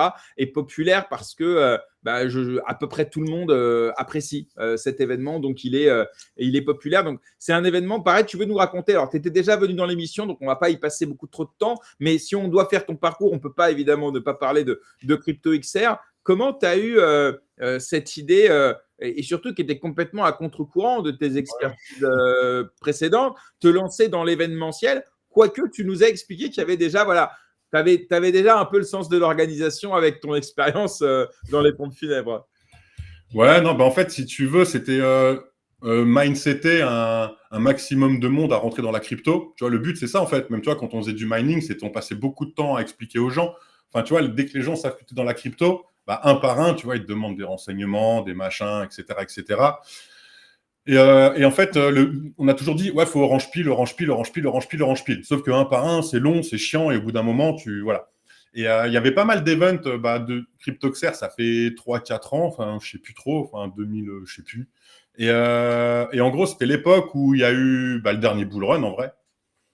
Et les salons, tu vois les prix des salons crypto, franchement, tu vois, 500 balles, 1000 balles, enfin, tu vois, ça devenait n'importe quoi. Et si tu veux, en étant un peu un puriste aussi, un peu de l'écosystème, Bitcoin et tout ça, je me suis dit, ça me fait chier, tu vois. Enfin, on est en train de dire adoption massive et on est en train de fermer la porte aux gens à découvrir c'est quoi l'écosystème. Donc, en fait, c'était juste un coup de gueule. Je me suis dit, fuck les events à 500 balles, 1000 balles et plus l'entrée, tu vois. Nous, on est à Auxerre, du coup, tu vois, les boîtes sont là, je suis là. Je me suis dit, c'est pas cher. Et sur un coup de tête comme ça, je me suis dit, viens, on fait un event crypto pour tout le monde. Voilà. Et en 2-3 mois, j'ai appelé tous les potos. La première édition, hein, j'avais TK, machin, tout ça, Flo, et puis d'autres, tous les potes quoi, de l'écosystème. Venez, les gars, il y en a qui m'ont suivi, Coinhouse, il y avait qui? Enfin, tu vois, une quinzaine, vingtaine de boîtes qui m'ont suivi de l'écosystème en mode poteau. Et on a fait le premier event en rigolant. Et on avait fait, je crois, c'était 700 personnes la première année, tu vois, avec une journée, quelques confs et tout. Et en fait, et voilà. Et après, l'année d'après, et ça a pris parce qu'en fait, Cryptoxer, justement, on enlève la partie pognon, on est là pour faire du fric. Le fric, il se fait tout seul, en fait. Tu vois, et à partir du moment où tu donnes du contenu aux gens et que tu leur donnes, tu vois, une philo, une idée, un savoir, un point de vue, etc., que tu éveilles la curiosité de la personne en face de toi juste en lui expliquant comment fonctionne l'écosystème, je pense qu'en fait, après, il veut pas, mais en fait, le mec qui est un petit peu curieux, bah, il aura envie d'y aller aussi. Puis voilà. Et en fait, c'est la bonne sauce, je crois. Et oui, et là, depuis, je sais pas, 3 semaines, un mois, je crois, il y a cette année, là, c'est Sophie Merdrignac et Perrine qui s'occupe là de faire les sponsors de l'édition donc 2026. Là, c'est en cours. Voilà, c'est parti. Donc, il y aura les dates sont posées. Il n'y a rien qui est fait, mais on a les dates. C'est quoi, on va essayer de faire plus fort cette année encore. Tu vois, voilà. C'est quoi les dates? Le week-end du 15 janvier. Le week-end du 15, c'est là. Voilà, c'est plus tôt cette année. Plutôt En que fait, les fois d'avant, d'accord. en fait, on a fait ça aussi parce qu'il y a beaucoup de gars qui sont expatriés sur Dubaï, enfin Dubaï ou ailleurs. Et fin janvier, le problème, c'est qu'ils font les fêtes de Noël, jour de l'an, tu vois, en famille. Et rester un mois en janvier en France, ça les fait chier. Donc, en gros, tu vois, fin janvier, et là, il y a, tu vois, tu pars le 5, le 6, le 7 janvier, tu repars à Dubaï ou à Malte ou où tu veux, à Bali ou ce que tu veux. Là, l'idée, c'est que ceux qui font ça, c'est de leur dire, reste une petite semaine de plus en France et t'es à CryptoCert, tu vois. Pourquoi les dates? Parce que le 15, c'est un jeudi. Ouais, ça commencera le jeudi 15. Donc, c'est jeudi, vendredi, samedi, comme d'habitude. Voilà, ouais, c'est ça, 15, 15, 16, 17, du coup. Okay. 18, 16, 10, ouais, voilà. Ouais, le dimanche aussi ou pas? Non, le dimanche, tu dors, tu vois, t'as pas le choix de prendre le dimanche, t'es obligé, tu vois. J'ai compris. Excellent. Eh bien, écoute, bon, évidemment, tu sais que tu pourras compter sur nous et tu reviendras d'ici là dans l'émission pour venir faire un petit passage et surtout, on compte sur toi pour venir nous annoncer. À savoir, tu prépares des petites surprises, des petits trucs et tout. Donc, tu nous en parleras, tu reviendras pour ça. Tu vois, il y a Perrine, je viens de voir, 15, 16, 17, je sais pas quoi, elle vient de marquer les dates. Ah, c'est elle, Peps? Ouais, Peps, c'est ça. C'est pas, moi, je vois popper Peps. Si vous avez des questions, vous voulez être sponsor pour Cryptoxer, vous êtes francophone, c'est Perrine. Vous êtes un Américain, c'est Sophie. Parfait. Donc, tu as agrandi l'équipe, on peut dire. Ouais, l'année dernière. Tu ne pouvais pas gérer tout. Alors, tu n'étais pas tout seul parce que tu avais quand même une équipe de bénévoles. Alors là, on a Jérémy, il y a aussi celui qui s'occupe. Je ne me rappelle jamais de son prénom alors que je l'adore. Celui qui s'occupe, celui qui était à l'entrée, là, TJ, là, sur Twitter. Thomas. Voilà, Thomas que j'adore. Ouais, Thomas, il habite ici. Donc, tu as une petite équipe de bénévoles, mais à un moment donné, il a fallu que tu recrutes des sales pour aller chercher les sponsors, etc. Ouais. C'est le nerf de la guerre, de toute façon. Il y a pas tu vois, il y avait Adli, l'année dernière, il vient me voir, il me fait, ouais, t'as claqué combien, Max, cette année? 1 million, 1,5 million? Tu vois, j'ai fait, non, frérot, on est à 300 000. Tu vois, il a dit, t'es un fou, on fait tout nous-mêmes. Donc là, l'équipe de bénévoles, on a quoi? On a 25 bénévoles, 30. Il y en a plus de la moitié, c'est devenu des potes. Alors là, c'est vrai que on est dans le boulot, tu vois. Il m'appelle de temps en temps, on se voit pas. Ceux d'Auxerre, on se voit tous les mois au meet-up. C'est devenu des amis pour certains, de fous. Maintenant, c'est vrai que les bénévoles, tu vois, ils sont là pour l'event. Je les fais pas trop chier non plus, tu vois. Dans l'orga, il y en a quelques-uns qui me filent un coup de main. Mais c'est vrai qu'après, je fais avec Alex. Tu vois, Cryptoxer, c'est avec Alex, tu sais, qui me file un coup. Heureusement que Alex est là toutes les autres années. Mais là, ça devenait trop gros. Puis moi, c'est pareil, j'ai les boîtes à côté, tu vois, donc à faire tourner. C'est no life, tu vois, c'est 15-20 heures par jour, tu dors pas, enfin, les gens se rendent pas compte, en fait, de l'orga que c'est. Et c'est pour ça que cette année, avec les filles, là, elles vont me filer un coup de main. Il y a Sonia aussi qui va m'aider à faire un peu la RH et tout ça. Donc, on est, en gros, il y a Alex aussi qui sera là, à qui je vais casser la tête quand il faut, tu vois. Mais du coup, on a monté une petite équipe à l'année, entre guillemets, sachant qu'on a encore fait de la merde, parce qu'on en délai, on est comme d'habitude, mais on est plusieurs. Donc, normalement, ça devrait se passer mieux quand même, quoi, tu vois. Bon, alors je rappelle, pour celles et ceux qui nous écoutent, le 15, 16, 17 janvier, CryptoXR. Petit conseil, prenez-vous à l'avance pour Ouais. les billets, pour le logement, voilà, parce que quand on s'y prend à la dernière minute, soit il y a moins de choix, soit les prix augmentent un peu. On va pas se mentir, à Auxerre, il n'y a pas énormément d'événements. Non, non. Voilà, donc là, Là, c'est l'événement de l'année. Donc, vous doutez bien ouais. qu'au niveau infrastructure, à mon avis, la Chambre du commerce et de l'industrie, ils t'adorent à Auxerre. Pas du tout. Ils en ont rien à faire. C'est la mairie, le maire et tout. Là, je crois que c'est dans 10 jours à peu près. Je reçois la médaille de la ville par monsieur le maire, tu vois, pour attractivité du territoire ou je sais pas quoi. Mais non, non, la mairie nous suit. Ils nous suivent cette année. Mais honnêtement, tout le reste. C'est quand la billetterie que c'est ouvert? Franchement, là, tu vas sur cryptoxer.fr, je crois, il n'y a plus rien, même pas le site. On a tout effacé. Non, mais ça va arriver. Ne me demandez pas des dates, les gars. Le seul truc que je peux vous dire, c'est que les prix, ça va rester pareil, à peu près, à 5-10 balles près. Et là, j'ai une idée. Il faut voir avec la billetterie. Le prix normal sera donc entre 30 et 40 euros, c'est ça? Non, le VIP l'année dernière, c'était. On est en train de voir là. Parce qu'en fait, le prix normal. Hein? Le prix normal, c'était 30 euros l'année dernière. Donc là, peut-être 5 euros de plus ou 10 euros de plus. Non, là, en fait, l'idée, c'est de le faire à 20 balles. Ah, d'accord, très bien. Ouais, non, mais.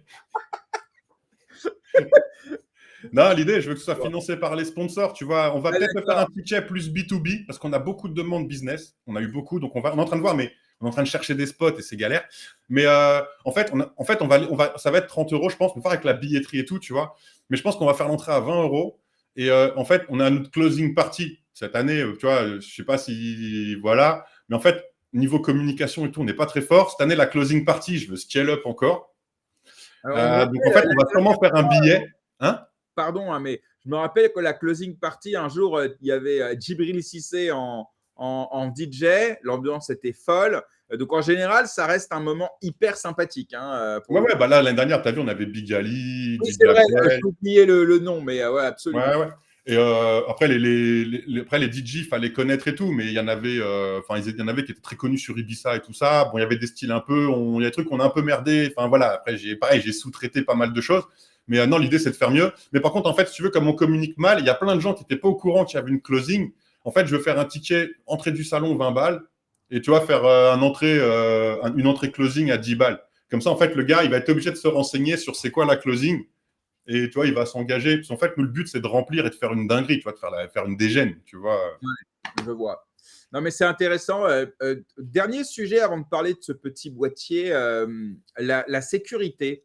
La dernière fois que tu as organisé CryptoXR, c'était au moment où les cas de kidnapping crypto étaient au plus haut. Ça ne s'est pas arrêté depuis d'ailleurs, malgré l'arrestation du commanditaire marocain. Il y a encore là? Il y a eu là ces dernières semaines encore des agressions, dans un palace à Paris. Enfin, j'ai pas la liste, mais oui, il se passe des choses encore. Donc, tu avais dû à ce moment-là, toi, tu étais vraiment en plein dedans quand c'est arrivé. Donc, tu avais dû d'ailleurs, je crois, augmenter un peu la sécurité. Il y avait même, je crois, une ou deux personnes qui n'étaient pas venues pour des raisons de sécurité à l'époque.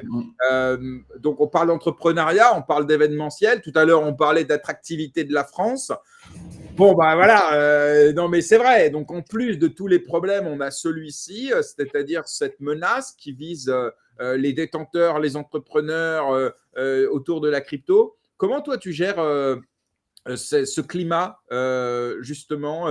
Est-ce que tu le gères? Est-ce que tu t'es protégé davantage? Est-ce que dans le cadre de tes entreprises, tu as aussi, je sais pas moi, là maintenant, on peut cacher ses informations personnelles en tant que dirigeant d'entreprise. Ça y est, c'est voté par le ministère de l'Intérieur, l'a annoncé il y a 2 jours. Donc, depuis lundi, maintenant, vous pouvez cacher vos informations personnelles sur tous les documents légaux en tant que dirigeant d'entreprise justement pour éviter que quelqu'un puisse trouver vos informations personnelles et les utiliser contre vous. Donc ça y est, enfin, première petite victoire, même si évidemment, ça suffira pas. Mais comment toi tu vis ça? Est-ce que tu arrives à le vivre bien, ou est-ce que ça te pèse un peu au quotidien? Non, bah après, c'est chiant et je comprends les mecs pourquoi, tu vois, se barrent à l'étranger parce que tu vas dans d'autres pays, c'est beaucoup plus safe. Donc, tu vas te dire, en plus, je suis imposé de fou et en plus, j'ai plus de risques que partout ailleurs, tu vois. Enfin, il y a un moment, il faut faire des choses. Euh, Moi, en perso, là, c'est pareil, c'était courant août. J'ai eu un petit souci. Donc, ouais, ça y est, on a installé des caméras partout ici, dans nos bureaux, chez moi et tout. Parce que j'ai eu des gens qui savaient tout sur moi, qui m'ont appelé. Donc, le mec savait où j'habitais, m'a tout sorti et tout au téléphone. J'ai envoyé se faire enculer de ouf. D'ailleurs, si jamais il regarde la vidéo, il se souviendra de moi. Je lui ai dit stalk-moi, frérot, nique ta mère bien comme il faut. Excuse-moi les gros mots.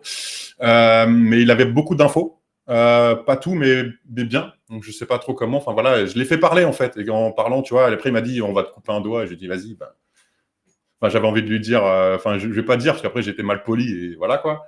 En Et même donc, du temps, coup, Alex, pareil, Alex l'avait fait avant moi, tu vois, parce qu'Alex il est plus safe et tout. Parce que souvent, en fait, t'as remarqué, c'est pas les CIO qui embarquent, hein, c'est des proches autour d'eux. Donc voilà. Donc Alex, pareil, comme il est dans Paris et tout ça, et que c'est surtout à Paris où ça se passe, Alex il s'est complètement équipé de tarés. Avant moi, et moi je m'en foutais un peu, tu sais, en mode, tu sais, j'ai grandi en banlieue, tu vois, vas-y, viens frère. Mais du coup là, quand même, pas pour moi en fait, parce que moi j'ai pas peur. Si ça doit arriver, ça arrivera, tu vois, enfin voilà. Mais pour autour de moi. Donc là, ça y est, j'ai fait tout ce qu'il fallait. Par contre, faut pas qu'ils piratent les caméras parce que sinon, tu vas me voir en train de faire caca, ça va être relou sur Internet. Non, je déconne. Mais voilà, enfin, j'ai pris les trucs. non, Et tu pour vas parler, tu veux de la communication pour la closing. Il n'y a pas mieux. Ouais, carrément, on pourra. Pourquoi pas, mais tu sais, après, tu sais, il n'y a pas de honte, hein. Enfin, ça va. Mais non, et pour CryptoXer, l'année dernière, c'est pareil, j'ai remercié le maire. J'ai remercié, le maire avait pris ça à cœur. Il y a eu énormément de sécurité, tout s'est bien passé, ils étaient très présents. Non, il y avait toutes les forces de police, même que je connaissais pas, avec qui, c'était 10 jours avant, c'était un tas de merde. C'est vrai que c'était à gérer, c'était horrible. Mais il y avait du merde en costume, mais il y avait beaucoup de civils. Ok. Donc en fait, les gens n'ont pas vu, mais dans toute la ville, même à la gare, à chaque train, quand ça arrivait, ça stalkait. Moi, plusieurs fois pendant l'événement, il y a des mecs ils savaient tous que j'étais l'organisateur. J'ai des gens civils, il y en a que je connaissais, d'autres pas, qui sont venus me voir en me disant c'est qui lui, vous le connaissez, il a un comportement bizarre. Je disais oui, lui, c'est bon, je le connais, il n'y a pas de risque. Lui, je ne sais pas qui c'est, tu vois, ils ont mené. Voilà. Mais eux m'ont dit, de toute façon, sur un événement crypto, impossible qu'il se passe quelque chose, ce serait que du repérage. Donc en fait, si tu veux, ils étaient là à repérer des gens qui étaient potentiellement pour repérer, tu vois. Je sais qu'il y a pas mal de mecs qui se sont fait stopper plusieurs fois en ville pendant le séjour. J'en ai un, il m'a dit, ouais, je me suis fait contrôler 3 fois dans ma voiture. Bon, forcément, petit jeune, grosse voiture, à faire un peu le con. Voilà, mais les flics, tu vois, lui ont dit, vous faites quoi, monsieur? Ah, je viens de CryptoXer. Tiens, reprends ton permis, va-t'en. Enfin, tu vois, il y a des messages qui ont été passés à ce que ça mette les gens bien. Tu vois, je sais qu'il y a même des policiers qui ont même été jusqu'à des chambres d'hôtel, taper à la porte, savoir si la personne était bien dans son lit. Tu vois, ça se sait pas. Mais voilà, et ils ont été rassurés là-dessus, niveau sécu, tout s'est très bien passé, quoi. Ouais, je vois. Un vrai challenge encore renouvelé, j'imagine, pour cette année. Ouais, la sécu, voilà, l'année dernière, on l'a fait, on le refera cette année, hein. Ouais. Il n'y a pas le choix, il n'y a pas le choix, de toute façon. Tu vois, il y avait les raquettes aussi. Enfin, après, c'est pareil, c'est du budget qui coûte cher en plus. Bon, quand c'est la préfecture, la mairie et tout ça, que c'est la police municipale, etc., bon, ça, ce qui est bien, c'est que c'est l'État qui prend à sa charge, donc ça ne nous incombre pas. Par contre, tout ce qui est niveau sécu, niveau vigile, cette année, le nombre, il était balèze. Hein, je sais plus, mais il y en avait, je sais pas, même rien que les raquettes, le mec à l'entrée, tu en avais déjà 3 dehors pour rentrer. Plus l'intérieur, enfin, tu vois, je sais plus, on y en avait bien une quinzaine. Hein, tu vois, donc c'est pareil, ça fait un budget sécu. Ouais. Et ça pèse forcément sur l'événement. Ouais, bien sûr. Après, bon, c'est pas. Après, on va pas aller. Enfin, autant enlever une connerie et mettre 5000 balles de plus sur 3 vigiles. Ça fait partie des frais fondamentaux, entre guillemets, d'un événement. Bah oui. Surtout que s'il se passe quelque chose, tu es responsable en tant qu'organisateur. Donc, il n'y a pas le choix. Mais ce que je veux dire par là, c'est qu'on n'avait pas besoin de ça, quoi. En plus Non, du non, reste. franchement, non. Non, puis ça fait chier, parce que tu vois, t'as Owen qui est pas venu, parce que pour des questions de. C'est pas qu'il a eu peur, hein, c'est que ça l'emmerdait, les journalistes l'emmerdaient trop, tu vois, les interviews, les machins. Il y a Eric aussi, tu sais, l'Arche, qui est pas venu. Il y a qui encore Statch, David, bah non, c'est Princet. Il y en a, enfin voilà, il y a des qu'on préféré annuler. Il y en a pas tant que ça, mais 5-6. Mais j'ai eu beaucoup d'appels de gens qui voulaient me dire, Max, t'inquiète pas, la sécu, il y a ce qu'il faut, nanana. Mais voilà, donc il y en a entre 5 et 10. Il y a Rabin aussi, je crois. Enfin, 5 et 10 qui sont pas venus. Après, les autres sont quand même venus, puis ça s'est bien passé, quoi. Oui, c'était très bien. Ouais. Ok, alors on va finir sur ce boîtier. Parce que c'est un peu. On n'en a jamais parlé, je crois. Tous les deux. Et tiens, si tu veux bien revenir. Ouais, t'inquiète, je suis en train de machiner un truc, là, il me parle, là. Ah, Mais ça, c'est bon, c'est bon. donc, moi, la première chose que j'ai envie de te dire, c'est dans quelle galère t'es parti devais être à te lancer dans le hardware. Et alors, c'est une question ouverte parce qu'en vrai, c'est plus pour lancer la discussion. Mais c'est vrai qu'intuitivement, pour connaître un petit peu l'industrie, le hardware, c'est ce qu'il y a de pire. Parce qu'il faut que tu gères les suppliers, il faut que tu gères les moules, il faut que tu gères la logistique, il faut que tu gères le stock. À l'ère de l'économie j'allais dire, du digital et du non palpable, non physique, se lancer dans le hardware, pour moi, c'est le pari le plus risqué. Ledger l'a fait à l'époque. Et ça leur a. Voilà, je pense qu'ils ne regrettent pas aujourd'hui, il n'y a pas de souci, Ouais, tu vois. Mais, mais à part ça, c'est vrai que c'est une industrie qui nécessite souvent des millions ou des milliards en protection intellectuelle, en moule. Tu gères la production dans des pays qui ne sont pas forcément stables politiquement. En termes d'investissement, de renouvellement, de matériaux, de trucs et tout. Bref, c'est plein de galères on les dit. sans doute que je passe à côté de plein de trucs dont tu vas nous parler, mais dont tu n'étais pas obligé, tu vois. Alors, ma question, et on va commencer par ça, c'est pourquoi tu es passé dans ce nouveau métier qui est fabricant d'un boîtier. Après, on reviendra de c'est quoi ce boîtier, à quoi ça sert et tout, tu vois. Mais d'abord, pourquoi ce pivot, ce choix? Bah en fait, tu vois, le mining, pareil, tu vois, toujours à se faire dégommer sur la consommation d'électricité. Ben oui, tu aurais dû être vacciné, toi, normalement, avec. Ouais, mais bah après, j'aime bien, hein. Mais après, j'aime bien les paris fous. Tu vois, les paris fous, ce qui est intéressant, c'est ça passe ou ça casse. Tu vois aussi, dans ma tête, j'ai 40 balais dépassés, j'ai 45 ans. Tu vois, je me dis, au début, je m'étais dit, tu vois, il faut que je sois à la retraite à 40 ans. Du coup, j'ai loupé. Maintenant, je me dis 50, tu vois. Et dans l'idée, c'est, voilà, quitte à faire. Enfin, tu vois, ouvrir une boulangerie, ça va me faire chier. Je vais faire du pain tous les jours et une pizza. T'es fou, jamais de la vie. Tu vois, ce qu'il faut, c'est. Tu vois, le matin, tu te lèves. Bon, c'est épuisant. Mais du coup, et puis pareil, la crypto, tu as vu, les services, il y en a 40 000. Il y en a partout, les wallets. J'arrive même plus à créer un compte sur une plateforme. Ça me fait vomir. J'en ai marre, tu vois.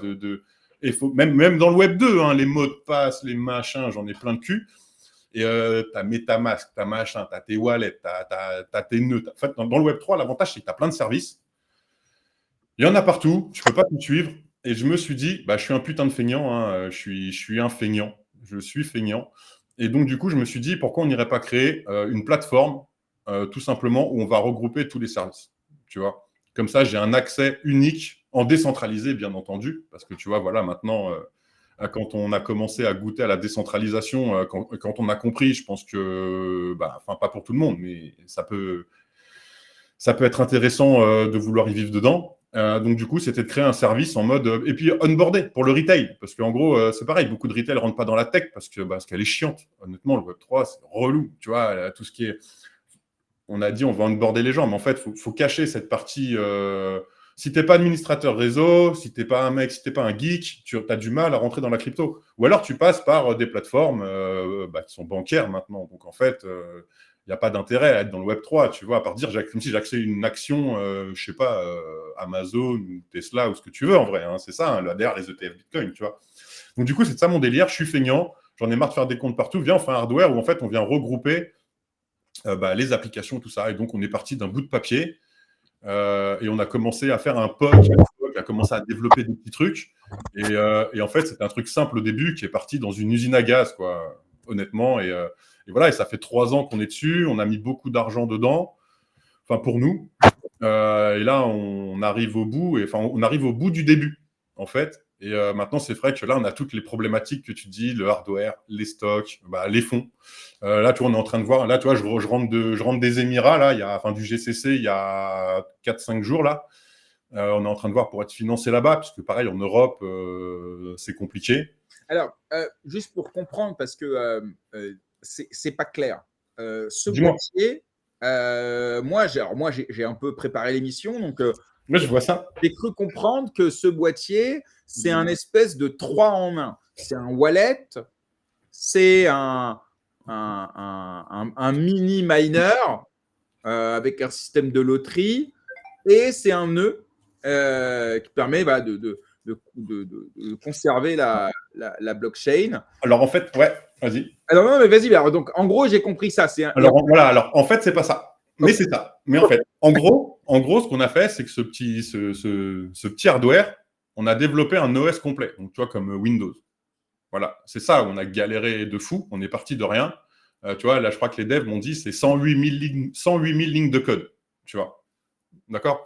Et donc, en fait, on a créé donc un système sécurisé, un mini ordinateur avec une infra spécialisée pour le Web3. Tu vois, ce qui n'est pas un Windows, ni un Apple, ou ce que tu veux. Vraiment une marche.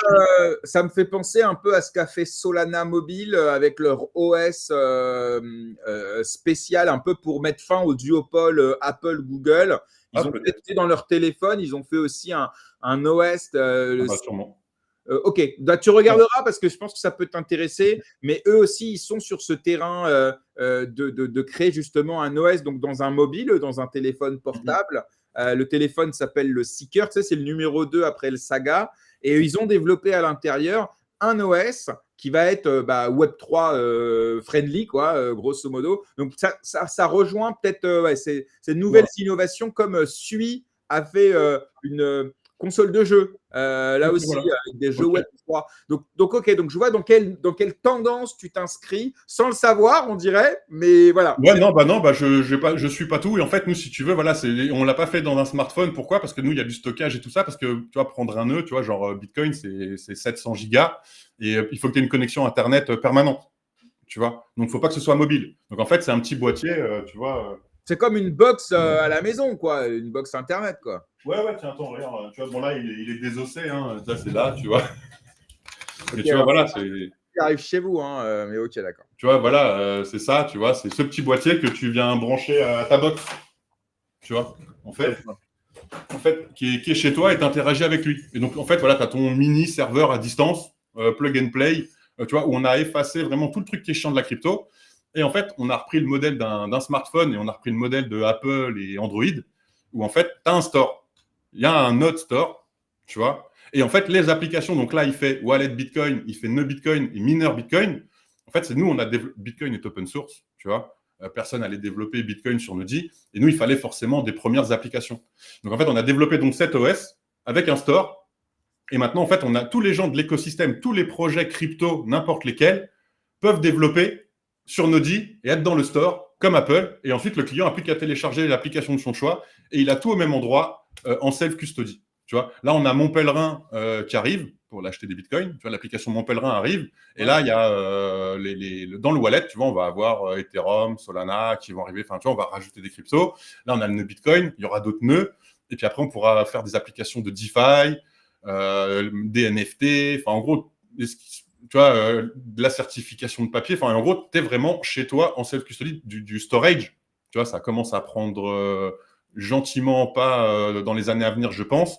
Tu vois, toi, tu as un Audi 4 Tera, tu peux faire du storage pour un tiers sans le savoir. Voilà, et tu es rémunéré. Donc en fait, là, si tu veux, les gens ont du mal à comprendre aussi. C'est vrai que nous, le discours, il est. Enfin, en fait, on a créé un nano-ordinateur spécialisé crypto, ouvert à tous les produits Web3 en self-custody. Voilà. Et donc, le business, c'est quoi? Business model, c'est la vente donc, de ce boîtier. Mais Ouais. derrière, est-ce qu'il y aura aussi une commission sur les applications comme, par exemple, sur Apple Store, il y a une com sur les achats in-game, les achats in-app. Est-ce que vous aussi, il y aura un modèle de commission qui seront pris sur les transactions via les applications tierces ou comment ça se Bah, passe? après, il y aura du gratuit, il y aura forcément du payant. En fait, l'idée, c'est que nous, pour l'instant, en tout cas pour les tiers, on veut que ce soit tout gratuit. Tu vois, en gros, c'est que tu vois, on est personne, on n'est rien, tu vois, on n'a pas un melon comme ça, tu vois. Donc moi, le but, c'est que les layer one et des boîtes tierces viennent développer sur Nodi, tu vois. Donc là, on est en train de finir notre SDK, enfin, je rentre un peu technique, pour justement le kit développeur tiers, on est en train de le finir. On n'est pas une grosse équipe, hein. Là, les gens pensent que, mais on est en France, on n'a pas 50 millions d'euros devant nous. On est 5,5, tu vois. Enfin, et il y a la com, il y a le machin. Enfin, tu vois. Enfin, voilà. C'est chaud, c'est chaud, c'est chaud, c'est chaud. Donc, en fait, dans l'idée, si tu veux, c'est Nodi. Maintenant, voilà, il y a encore des petits bugs là qu'on est en train de corriger et tout. Et même faut qu'on développe ce kit développeur. Et ensuite, on aura là tout le pouvoir de Nodi, en fait. Tu vois, c'est ça qu'il faut, sur lequel on doit aller. Et j'ai perdu mon fil. C'était quoi ta question? La partie commission, business model. Voilà. Tu vois, là, Mon Pèlerin, par exemple, font du off-ramp, on-ramp, tu vois, et nous, par exemple, tu vois, il y aura leur commission, et nous, il y aura un petit pourcentage aussi qui va être alloué à nous. Ouais. Après, il y aura des applications totalement gratuites, il y aura du payant forcément un jour à un moment. En fait, ça va dépendre des prestataires, tu vois. Par exemple, demain, il y a une application, je sais pas, je fais une bêtise, Solana, par un tiers. Je sais pas, il veut faire une application payante, chose comme ça, on verra. Et nous, après, c'est pareil, je te le cache pas. Moi, mon but à terme, c'est d'arrêter le hardware, c'est que Nodi soit directement dans les box des opérateurs Internet, tu vois, parce qu'en fait, on a développé un hardware, mais un OS, tu Ouais. vois. Donc, en fait, l'idée, c'est ça, c'est qu'en fait, tu achètes ta box chez Free, tu as le choix, toi, tu as ton petit serveur Free incorporé, mais que tu puisses choisir, tiens, bah, je veux mon serveur Web3, en fait, tu vois. C'est ça le but. Et nous, c'est vraiment d'avoir l'OS et de développer l'OS dans le temps. Et là, après, de faire payer, par exemple, je te dis une bêtise. Tu vois, si Binance demain me dit, tiens, je veux un wallet sur Nodi, je ne vais pas lui dire, tiens, paye-moi, tu vois, viens. Par contre, dans 10 ans, si Binance, on a vendu 200, 500 000, 1 million de Nodi, et Binance me dit, je lui dirais peut-être, mec, il faut que tu mettes un petit billet, tu vois. Non, c'est qu'une question de rapport de Regarde Amazon. force. Amazon, au début, c'était tout gratuit. Maintenant, Amazon te défonce. Regarde Netflix. Avant, ça valait 5 balles. Maintenant, ça en vaut 15. Enfin, tu vois ce que je veux dire. Insupportable, Netflix. En plus, ils augmentent les prix, mais tu sais, en pleine détente. Hein. Ah ouais, Si vous voulez continuer à regarder nos trucs, bah, ça augmente. Voilà, allez, c'est bonne ça. journée. C'est Euh, ça. Et en fait, voilà, c'est un peu ce système-là que je veux mettre en place. Et nous, pour l'instant, on se rémunère uniquement sur le hardware. Tu vois, les mecs, te disent, tu vois, ah, Nodi, ça vaut 500 balles. Ouais, mec, mais bon, c'est pas. Enfin, si je le fais moi-même en achetant, tu sais, un disque dur, un machin, un bidule, ça va m'en coûter 300. Bah ouais, mais nous, derrière, tu achètes aussi. Si t'es pas un geek, tu vois, tu sauras pas le faire marcher. hmm. Là, tu vois, j'ai Ce qui Dri m'intéresse, dans le. euh, Hein, ce qui m'intéresse, c'est la partie cybersécurité. ouais. Euh, de quoi? Ça, il y a eu des défis là-dessus aussi. Bah, justement, alors sans rentrer dans quelque chose de trop technique, parce que bon, faut que je comprenne quand même, mais moi, il y a un enjeu là-dessus de cybersécurité sur les périmètres d'attaque des personnes qui veulent pouvoir justement venir causer du tort aux utilisateurs. Comment vous avez géré cette partie-là? Vous l'avez fait avec une boîte tierce ou est-ce que vous avez géré en interne Non, non, mais on a dans la team, on a quand même, bah, tu sais, Zelix, Seb, donc Easy Mining OS à l'époque. Pareil, qui est un copain de la crypto depuis, on bossait avec lui à la ferme depuis 2017, je pense, dans ces eaux-là, on se connaît. Il a pris le pari de faire Nodi avec nous, parce que il voulait monter aucun projet avec personne. Quand je lui ai présenté Nodi en tant que poteau, tu vois, il a dit ah ouais, enfin il y a cru. Donc du coup, il a rejoint la team alors qu'il avait refusé. Même Flo, une fois me dit Flo me dit ah, t'es un enfoiré, t'as Seb dans la team, espèce de bâtard. Moi, je l'ai saoulé 10 fois, il a jamais voulu. Voilà. On a aussi en advisor, on a quand même Nicolas Baca de Ledger qui est là aussi pour nous filer un coup de pied quand on galère. Donc bon, bah Ledger, ça reste quand même le CTO de Ledger, donc au niveau technique, voilà. Qui a des nodis chez lui et que si ça va pas, il sait très bien nous dire que c'est de la merde ou pas, tu vois. Euh, et comment dire.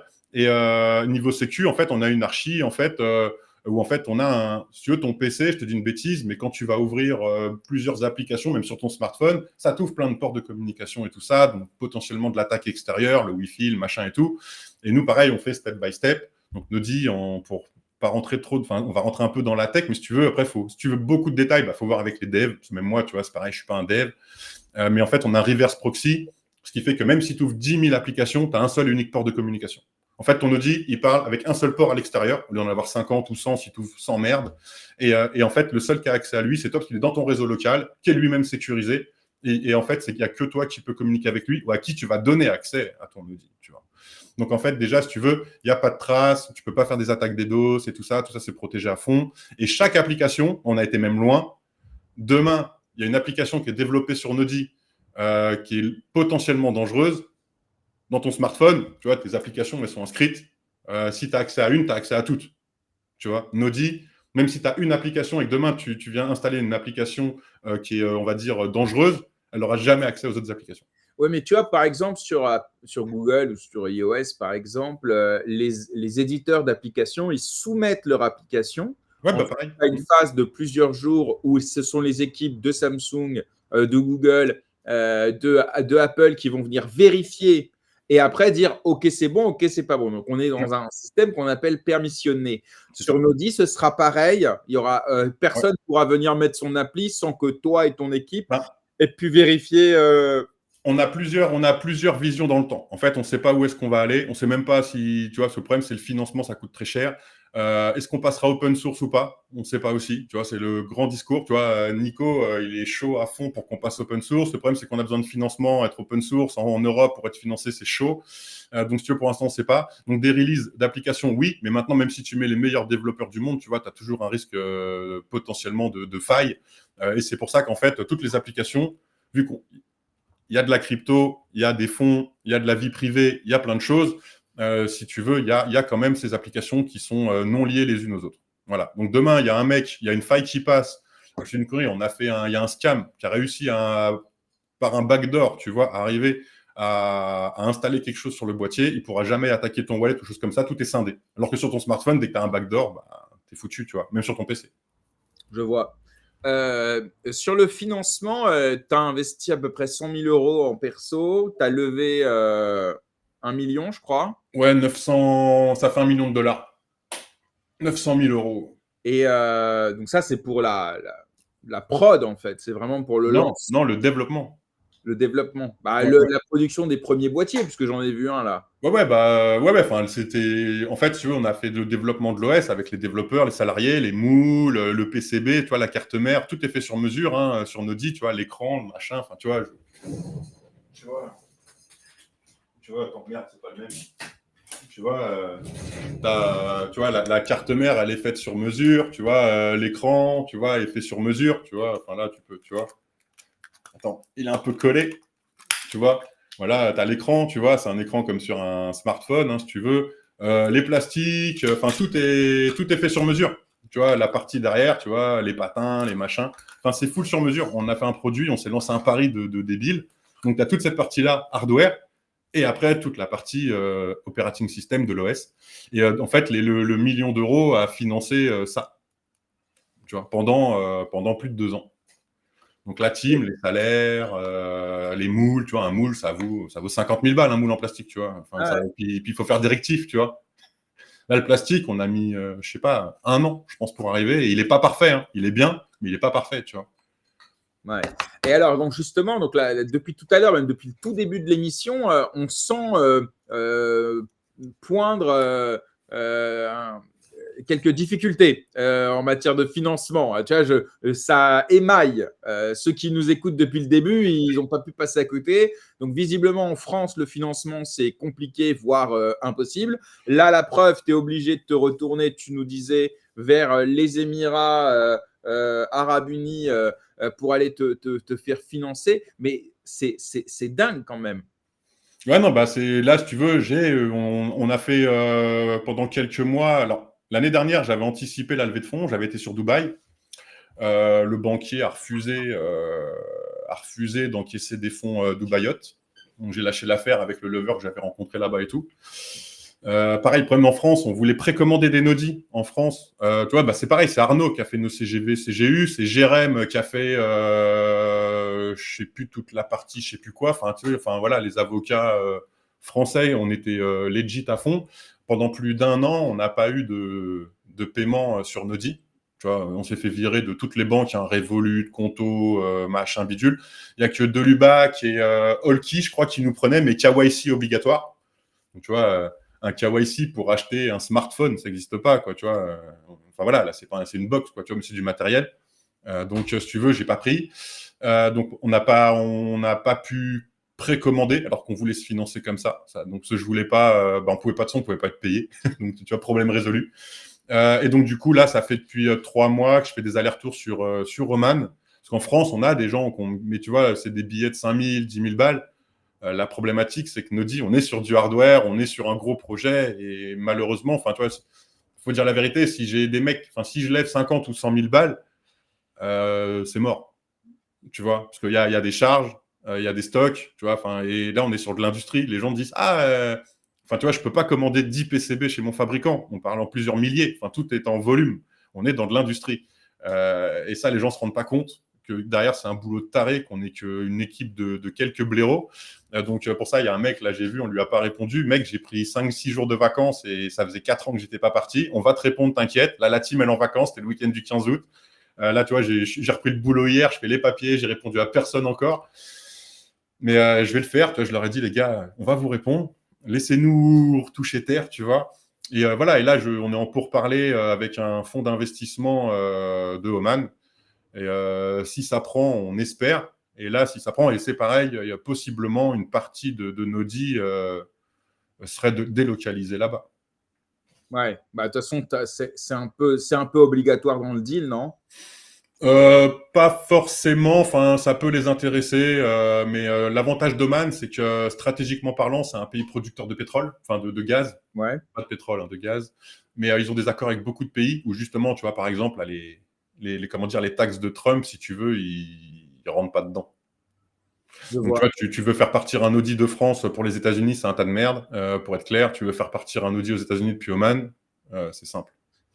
Je vois. Donc, Écoute, en tout cas, Max, tu sais, hein, on en a parlé ensemble, on est copains, hein, je pense que ça se sent et on s'en cache pas. Et c'est toujours un plaisir de te recevoir. Moi, encore une fois, j'ai qu'une envie, c'est que ton aventure avec Nodi, elle fonctionne parce que je vois qu'elle te tient à cœur. Ça me toucherait profondément que tu n'y parviennes pas à cause ouais. justement des difficultés, alors que la France, eh bien, a des vrais talents pour ça. Là, on a une prise de risque majeure d'un entrepreneur qui met à peu près tout ce qu'il a pour faire un objet qui répond à une problématique qui sera sans doute évidente dans 10 ans. Ouais, c'est ça. Les fonds d'investissement nous ont dit qu'on avait potentiellement entre 2 et 4 ans d'avance, tu vois. Ça les ennuie. Mais je leur ai dit, first arrived, first paid, mec. Mais Ouais, bon. ouais, je comprends. Ok. En tout cas, Max, je te laisse le mot de la fin si tu veux ajouter quelque chose. Moi, je retiens en tout cas, évidemment, les 15, 16, 17 janvier CryptoXR. Donc, abonnez-vous aux réseaux sociaux officiels pour en Ouais. savoir plus. Il y en a pas. D'ailleurs, vous n'avez toujours pas un compte Twitter pour CryptoXR ou un LinkedIn, il n'y a rien.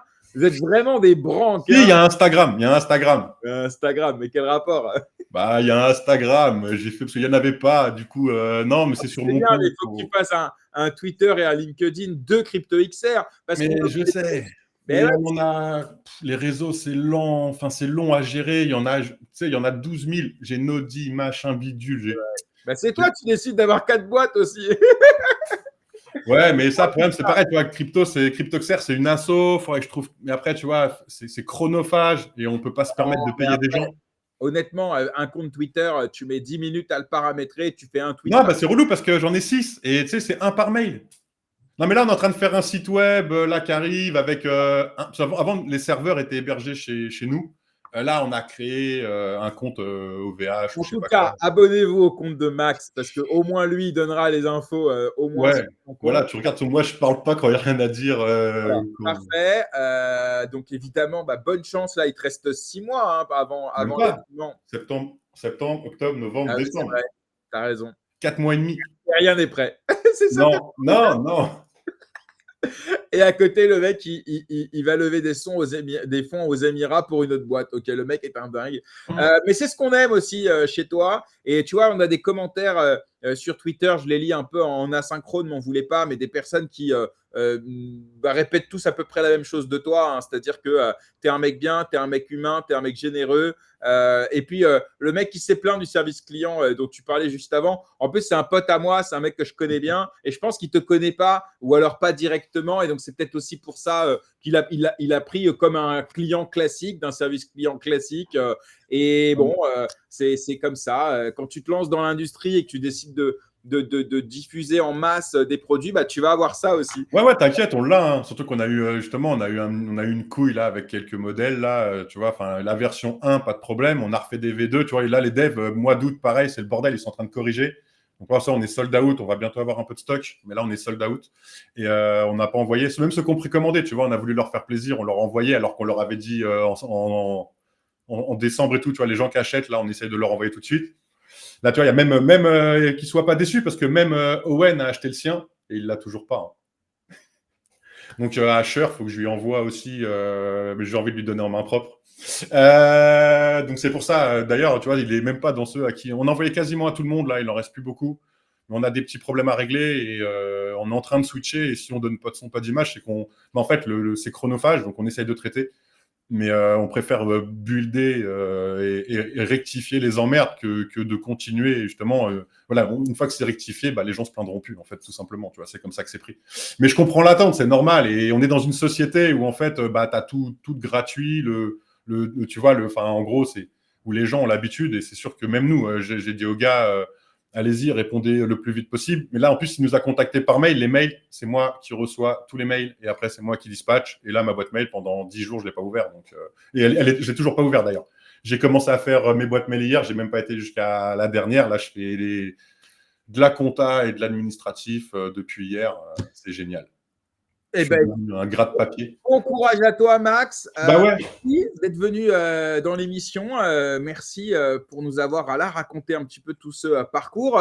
On essaiera de te faire revenir peut-être au mois de décembre pour la dernière ligne droite avant l'événement pour que tu viennes nous raconter quelques détails croustillants comme d'habitude. On essaiera de mettre des dingueries. On va voir. Déjà là, on cherche le financement.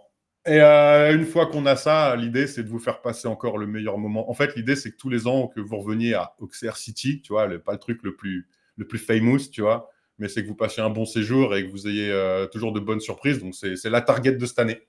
Eh ben, en tout cas, tu pourras compter sur nous, évidemment, pour te soutenir et pour être là comme chaque année. Max, je te souhaite une belle journée. Merci encore d'être passé dans l'émission. Bah, ça fait plaisir. On se dit à très vite. Le prochain event, c'est où? Je suis pas au courant. C'est où? Tu sais, toi? Le prochain event? Ouais. Moi, j'ai pas. Moi, j'ai envie de te voir, tu vois. J'ai envie de te voir. Sinon, viens à Paris. On va dîner, mon ami. Eh ben, quand tu veux, là, faut que je fasse un go fast. Tu passes à Paris, tu m'envoies un message et je t'invite à manger. Avec plaisir. J'ose pas, tu vois. Alors qu'on se voit toujours dans les events et tout. Mais ça me fera plaisir de te voir, carrément, de ouf. À bientôt, Max. Vas-y, je t'embrasse. Salut. Bye bye. Bien, cette émission est terminée. J'espère que vous avez passé un bon moment et vous avez découvert ou redécouvert Maxime, une personnalité, vous voyez, touchante, généreuse de l'écosystème, qui ne lésine jamais sur les risques, en tout cas pour ses entreprises, mais en modérant les risques de ses utilisateurs, de ses visiteurs. On l'a vu aussi dans l'émission. Vous pourrez retrouver le replay à 18h sur YouTube. Si ce n'est pas déjà le cas, n'oubliez pas de vous abonner, de commenter, de mettre un pouce en l'air. Ça nous aide énormément. Vous pouvez également soutenir la chaîne grâce au Tipeee que nous avons lancé et qui vous permettent à partir de 1 euro de nous soutenir, de contribuer à la chaîne et nous permettre de continuer de vous proposer ces interviews longues, sans filtre et sans concession. En parlant de ça, on se donne rendez-vous demain matin pour une interview du fondateur et CEO de Atom Protocol, un protocole DeFi sur Multiversix qui viendra nous parler de toutes les nouveautés de cet écosystème et répondre également à toutes vos questions. Et puis, on se donne rendez-vous vendredi matin à 10h pour une nouvelle interview avec Jonathan Dos Santos, fondateur et CEO de Ruby Chain. Alors, c'est une boîte qui fait de la formation blockchain et IA, mais lui, il a surtout un parcours exceptionnel. Je vous donne juste un exemple. Il a perdu un peu plus de 880 bitcoins. Aujourd'hui, ça représenterait à peu près 80 millions d'euros. Et c'est une des anecdotes qu'il viendra nous raconter dans l'émission. Voilà, je vous souhaite à tous et toutes une excellente journée. Merci. Vous êtes de plus en plus nombreux à nous écouter et honnêtement, ça nous fait très plaisir. À très bientôt. Prenez soin de vous. Salut.